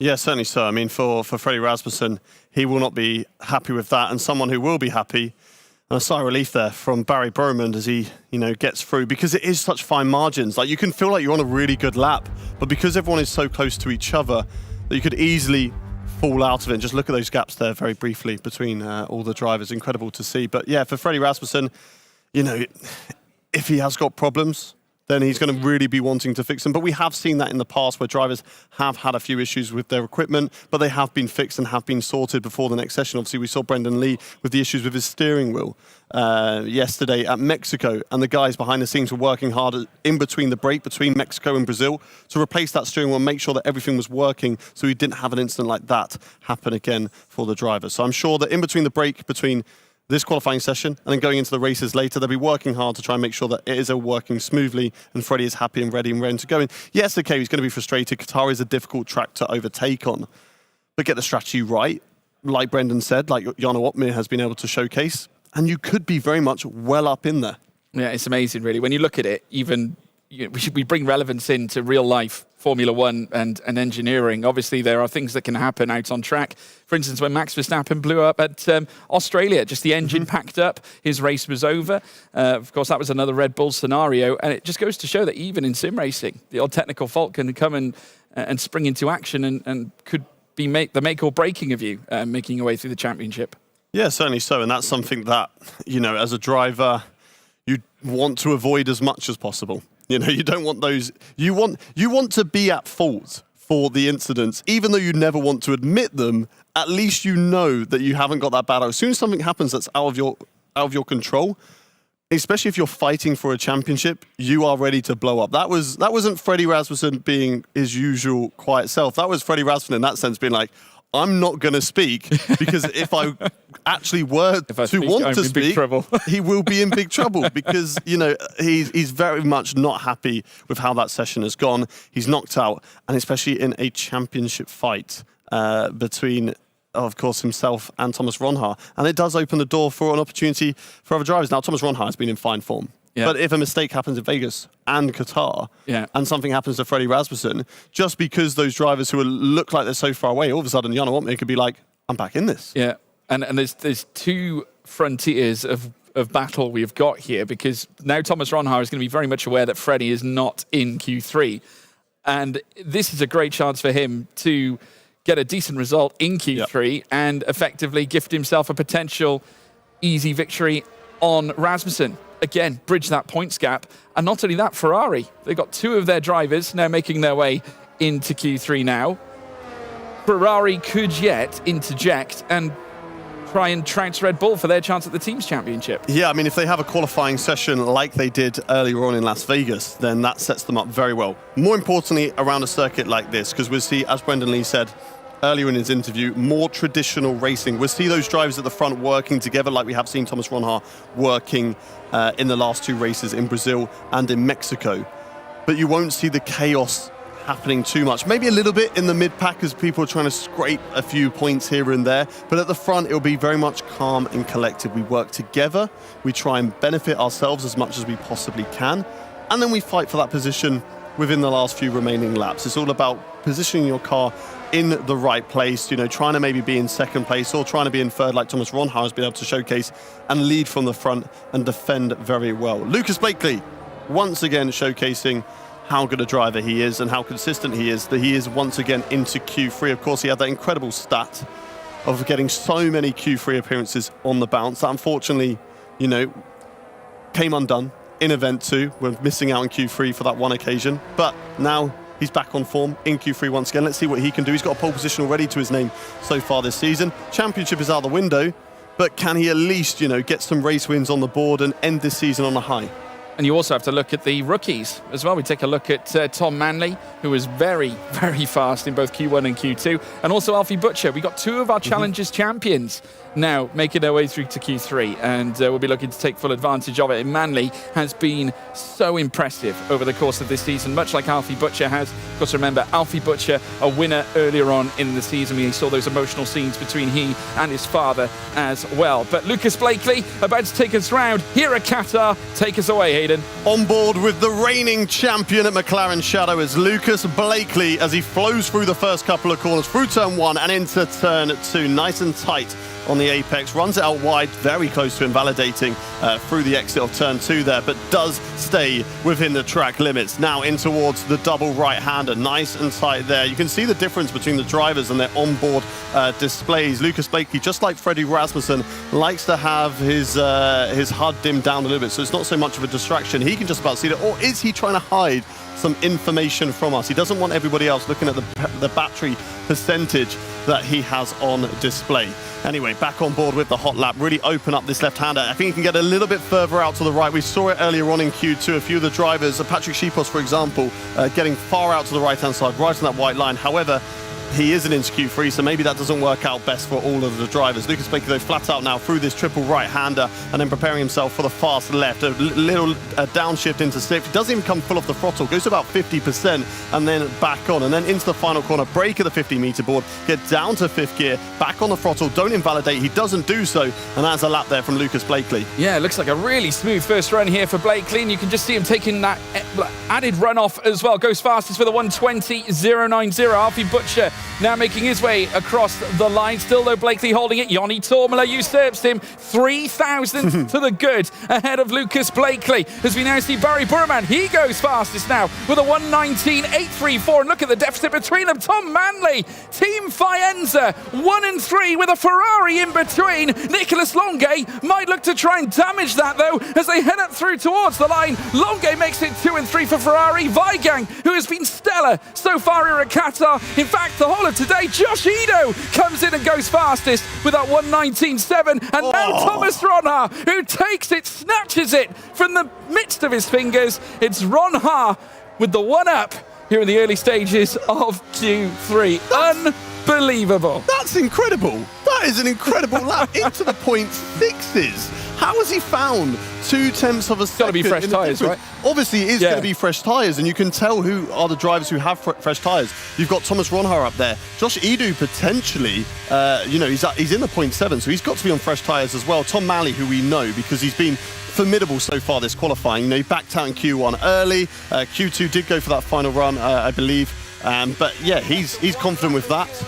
Barry Burman, a strong lap as well from him. Jano Opmeer as well, another driver that we know, backed out of Q2 early, and he had that fresh set of tyres available to him. So a strong lap from those guys. But into the .6s, potentially we're going to see what we saw in Brazil yesterday, where Thomas Ronhaar has 2 rolls of the dice, for this qualifying session, but may not need the second one. The first one might just be good enough, because that is an unbelievable lap. I did allude to Josh Ido as well, who could be the surprise package, and he's now currently second fastest, held onto P1 for a brief split second until then, until Ron Haar came along and took it away. But hey, I tell you what, it does serve up an interesting complexion as the drivers make their way back to the pit lane. I've no doubt they're going to put a fresh set of boots on. There's Tom Manley, ever the impressive here at Qatar so far, now back in the pits. Third fastest ahead of Barry Burman. Definitely looks like Team Faenza are enjoying this a little more than the Ferrari, so there is only a small margin between them. Barry in fourth, Nicholas Longuet. In fact, the two Ferrari drivers conversing and having a little chuckle with themselves as well. There is Josh Ido, and will he cause a huge stir? A rampage of sorts here at Qatar, all the way from the Ronda Valleys. Yeah, Josh Ido, he's a very, very strong driver in qualifying, isn't he? And he's going to be looking to try and fly that flag for Red Bull. Today, unfortunately, with Freddie Rasmussen being knocked out in Q2, Josh Ido is going to have to be the one to try and, take that fight to Ferrari and back him up. But he has shown some great pace so far this season.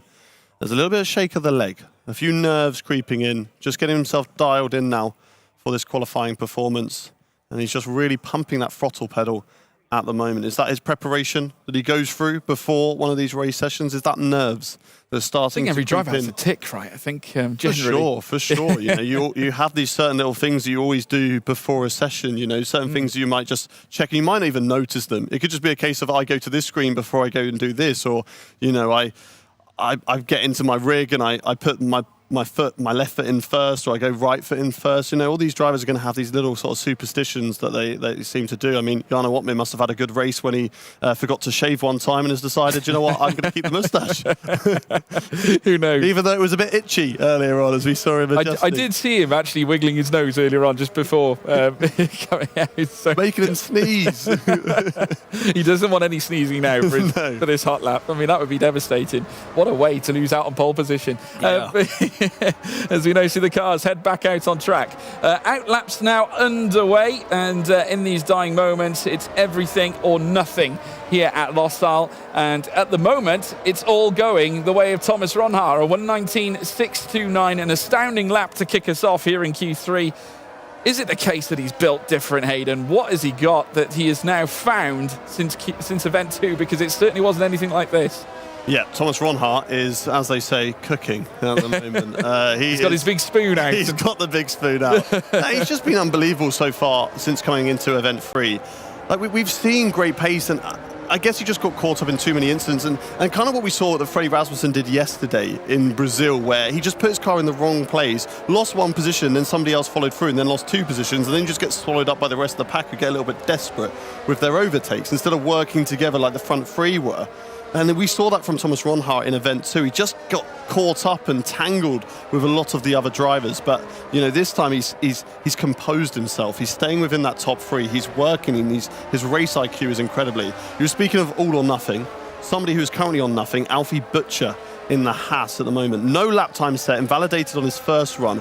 But we talked about him in Q1, and I jokingly said, he has got the opportunity to go from last to first, and he can put that lap time in. Is that something that Alfie Butcher can do in this qualifying session? Go from the back with no lap time set to pole position? Could well do. Ronhaar chasing his 4th pole position of the season. He knows that Freddie won't be able to get one. Freddie still only on 1 and doesn't feature in this Q3 here at this point. But now the outlaps will be coming to an end. It's Ronhaar in front. A Red Bull still sits in second. And you can imagine they're giving full power and prowess to Josh Ido, seeing as Rasmussen's not in this session. Yeah, he's going to be pushing it. He's going to go pedal to the metal, as you would say. But we're watching Lucas Blakely once again, the reigning champion in these last runs in Q3. It is all for that pole position point. Who's going to get it added to their tally? Let's find out in about a minute and a half. Watching on board now with Lucas Blakely as he rises up the hill now after turns 1 and turns 2. Up the hill into turn 4, which is, of course, the start of this double right-hander. Get it all hooked up. Not too much on the inside of the first corner, but really attacking the second part. You do have to be careful of those yellow sausage curbs that just kind of linger on the inside of the corner. Get a bit too greedy with the apex of the corner. They're going to throw you out like we saw what happened to Thomas Ronhaar earlier on his in-lap. Nice and tight through the double right-hander there. Now set yourself up through this right-hander. Get over to the right as much as possible. Again, not using too much of the off-track, but it's a good exit there from Lucas Blakely, and he is still up on his time. He's managed to find a 10th and a half. He's right down at the back of the field in P9. He did set his last time on a used set of soft tyres, so he has got plenty of time to find around this lap, but he is losing a little bit as he goes through the triple right-hander. Now in towards the fast left, drops it down into 6th gear, back on the throttle. There's one more corner left to go for Lucas Blakely, who'll be looking for more time through the last corner, and he's found it. 2.5 tenths up as he goes through that final corner. Yeah, it was integral. That final corner, he was just outside Ronhaar's time, but now he'll surpass it. Or will he? I don't think so. Goes 5th fastest. Barry Burman, though, takes provisional pole position. Goes to P1 here for the Italian Ferrari outfit. We have got Tom Manley, who comes across the line in 3rd. Ido up to 4th. Butcher down in 5th. Longe ascends to 5th spot now and gets relegated by Simon Weigang. In comes Thomas Ronhaar. Has he got it? No, he hasn't. It's Barry Burman, fastest here at Qatar. Thomas Ronhaar can only manage 2nd. That was absolutely incredible from Barry Burman into the 0.5s from him there and the Ferrari team. Look at them, absolutely ecstatic with that result. That was incredible. I honestly thought that Thomas Ronhaar would not be pipped with that 0.6. But the fact that Barry Burman has been able to put it into the 0.5s is madness, and it just goes to show. Look at him just talking through his lap with Nicolas Longe, just showing, having a look at the different sectors right now between them and seeing who went fastest where and where the time was found. But that was incredible as Lucas Blakely takes a sip of his drink. P9, unfortunately, only for him. Simon Weigang, again, with another good qualifying session. P5 in that one. Thomas Ronhaar, of course, he won't be too sad with being in P2. Yes, again, he would have liked the extra point that he missed out on in both Las Vegas and here in Qatar to add to his tally and help him in the championship. But knowing that the man in the background there, Frederick Rasmussen, is, knocked out in Q2 at a circuit that's very difficult to overtake him, he'll be happy with that 2nd position. It sets him up very well for a championship charge in these last 3 races. The Kick team very happy with that one as well. They'll be disappointed with Brendan Lee. They'll be looking at the strategy and trying to figure out what they can do with that side of the car. But in terms of the Drivers' Championship and what they can do there, they are in a very good position. They certainly are. And if we take at least something out of this, obviously we heard the drivers saying that obviously there are no similarities necessarily between Qatar and Vegas. What we can take that is similar is the fact that we've got a Ferrari on pole position and Thomas Ronhaar in P2 for Kick F1. So, that is quite interesting to say the least. But I tell you what, Ariana, busy qualifying. It was hectic, but Ferrari on top. Ferrari on top once again. I feel like there were quite a few talking points from that one. Thomas Ronhaar, pretty consistent. This event, he is the man of the moment. Yeah, I don't know what has happened between Event 2 and Event 3 because he was so down. I remember watching on the broadcast, he had his T-shirt over his head, he was crying, he was in tears because he had such a bad run of form. Those 4 races, 5 points scored. He thought the championship had slipped away from that point. So maybe it's a case of he's coming to Event 3 and it was looking very unlikely coming into this event. It looked like it was okay. It's between Rasmussen, Boremund and Jana Wattmir. Those were the 3 protagonists for the championship. Yes, okay, Ronhaar has a chance mathematically, but the consistency of Freddie is very unlikely. But yeah, it's just switched. So maybe that relaxation has been able to fire him back up again and get the best out of him. Maybe. He may be Mr. Consistent, but it was not enough to get pole position. But Claire is with Barry Burman, who did manage to nab it. I am alongside a very happy Barry. You said to me this morning when we came in, I need to get 2 wins to put myself back in this championship fight. And I think you might have rattled Mr. Thomas Ronhaar, who just did a gesture that we won't say what he did off camera, in a jokey way, of course. Congratulations, it's pole position at Qatar. Yeah, thank you so much. After yesterday in the Brazil, after that disappointed quali, and we know getting into the point is quite hard, it was really unlucky. It was not my fault. I couldn't do anything. And after coming today, I kind of, outside of my brain, I wasn't really thinking about Driver Championship, fully on constructor to win it for sure. And then right now, I had a really good quali, and I have to give credit to Thomas as well. I think he's the one doing amazing job yesterday, 2 wins out of 2. Fully respect to him. I think he's doing amazing. and even but yeah, I'm looking forward to the races now. I think we are in a really good positions in the both races to secure good points for the team, and I will look into driver championship as well, but first I'm just focusing on the team as well. It's kind of a good way of doing it, though. Just kind of race and see how you do. A brilliant qualifying session as well in Las Vegas. A really strong day today. It's now about converting it, isn't it? And Las Vegas, as we know, we've talked about a bit, is going to be quite chaotic.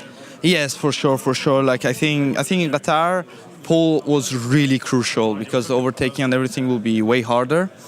But I will still take it because in Vegas, even if you are like up ahead as well, you can just also like the chaotic will be less. And my teammate did an amazing job as well, have to say, P1 in Vegas. So we secured already 2 points for the team just in the quali. So he's starting P1 in Vegas and I'm starting P1 in Qatar, and we are quite close together, and I'm just hopefully nothing bad will go in our way like so many times this year, which was really unlucky season for all of us as a team. But I just don't want to think about it now. Right now I just want to focus on these 2 races, and hopefully we're going to score good points for the team. Well, congratulations. It is pole position for you, and you start 3rd on the grid for the next race in Las Vegas as well. So go and get ready for the race. We're looking forward to seeing it. Congratulations to you, Barry. Guys, back to you. Oh, very happy, Barry. He's so emotional in the highs and lows, and I love it. I really do. Marcel, welcome back to the desk. Did you enjoy that qualifying? Yes. I mean, it is the same thing again. Ferrari, Ronha. Yes. This combination, it's either Longue or Barry or it's Ronha at the moment. And I think tomorrow we will see the same thing. And of course, big shocker with Rasmussen. I don't know which position is he. 13th. Oh, 13th, yeah. That's crazy. I mean, that's literally the perfect scenario for Ronha. No matter what he does here, there's such little chance that Freddie is going to get back into an amazing position because Qatar, no rain probably. I would assume. I would assume. And then as well, we know that Freddie is not the most aggressive driver on the grid. He's very conservative, more like a defensive driver and just trying to keep everything clean. So he really has to make big moves and risk something here to actually get good points. Otherwise, Thomas is going to run away. And then for tomorrow, maybe actually at the end of the day, we will have Thomas in the lead. And then Freddie has to fight back tomorrow in Abu Dhabi. God, can you imagine that? But that was quite shocking, as you've said, to see Freddie out when we did see him leave qualifying. Is this nerves? Is this cracks showing? I'm not sure. Or just unlucky in that one? I mean, maybe it's a combination. I'm not quite sure. I mean, obviously they alluded to the technical issues that they'd obviously sustained, which is one thing. Obviously, appreciate Freddie might have had some circumstances that were beyond his control, but we're starting to see a small trend here now. Because he had a scrappy qualifying in Vegas as well. Well, he was very fortunate exactly. to get through because he was right on the bubble of elimination, and we actually hammered home how lucky he was around Vegas, which is quite prudent, actually. But yeah, I mean, it's going to be a tough day for him. You know, it's tough at Vegas. It's dog-eat-dog, unfortunately. And the same can be said for Qatar. Very tough to overtake. I think strategy is going to be an important factor with that one. And looking ahead, he's got a huge mission on his hands. Ron Har's going to be licking his lips here. He is indeed. And Marcel, I think that you can talk us through some analysis of the pole lap versus the second place. Yes, we have Barry Berman on the right, the pole sitter against Thomas Ronha, his fastest lap in the session, his final run.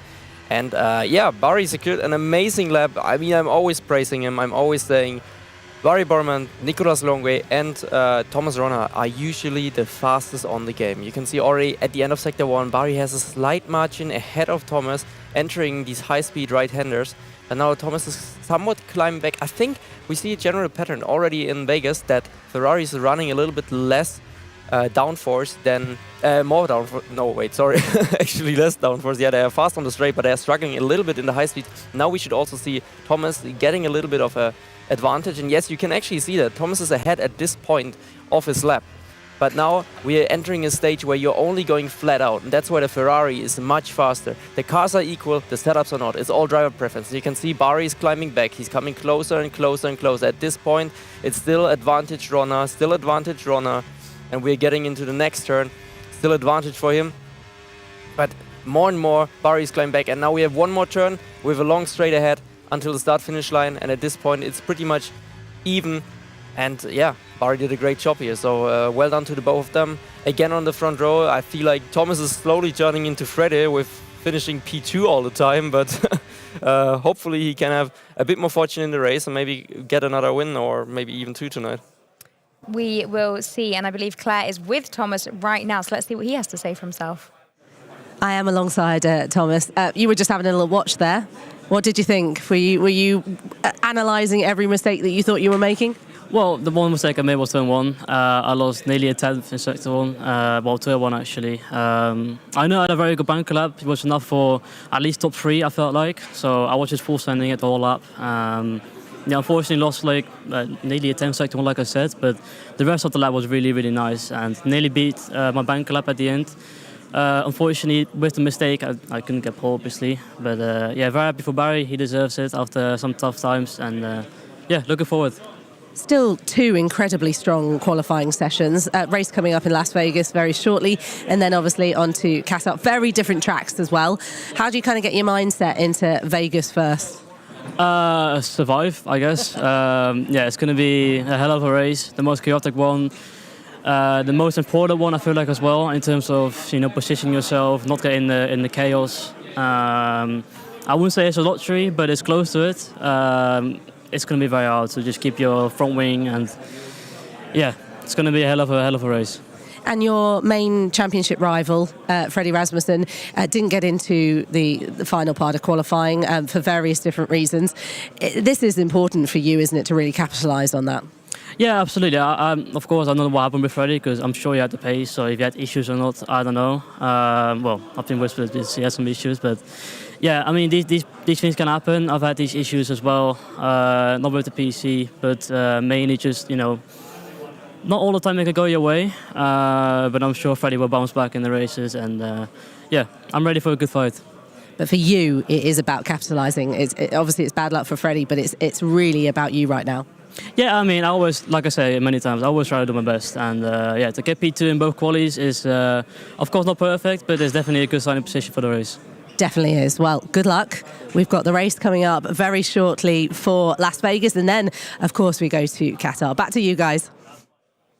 Thank you so much. Now, before we have a look at the starting grid, I wanted to talk about Tom Manley because he had a fantastic session then, didn't he? Yeah, really great performance. And we have seen this previously so far this season that, someone like Tom Manley and Jed Norgrove, they're able to put it out of the bag. And that's something that AlphaTauri have always had throughout its history. You're speaking of like Sebastian Job last season, would always be able to pull out these great results.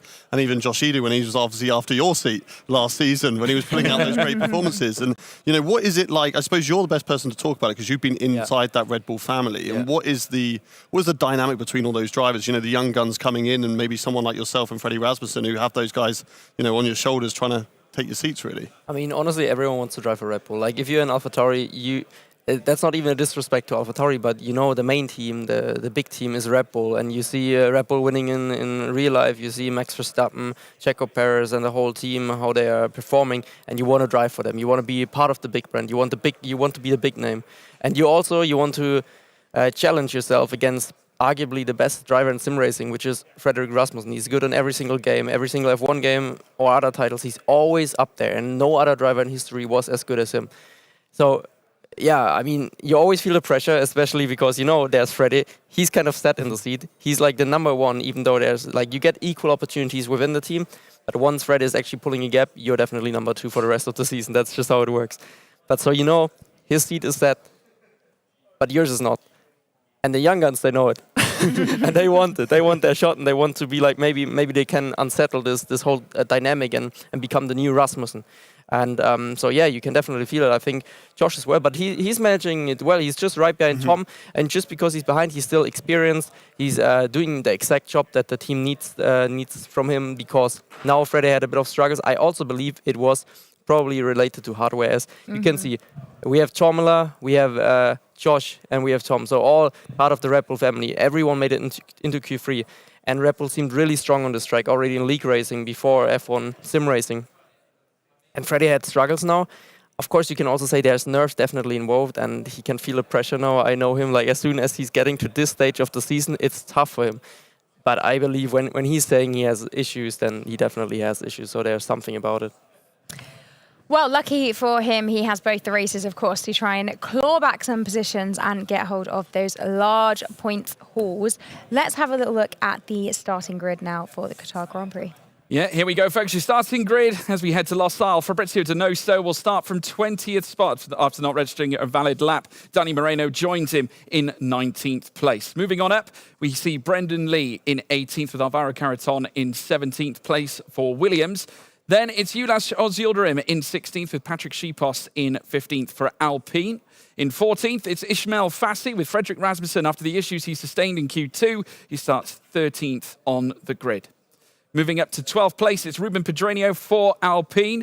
Jake Benham in 11th for Mercedes, just barely outside, getting into the top 10 shootout.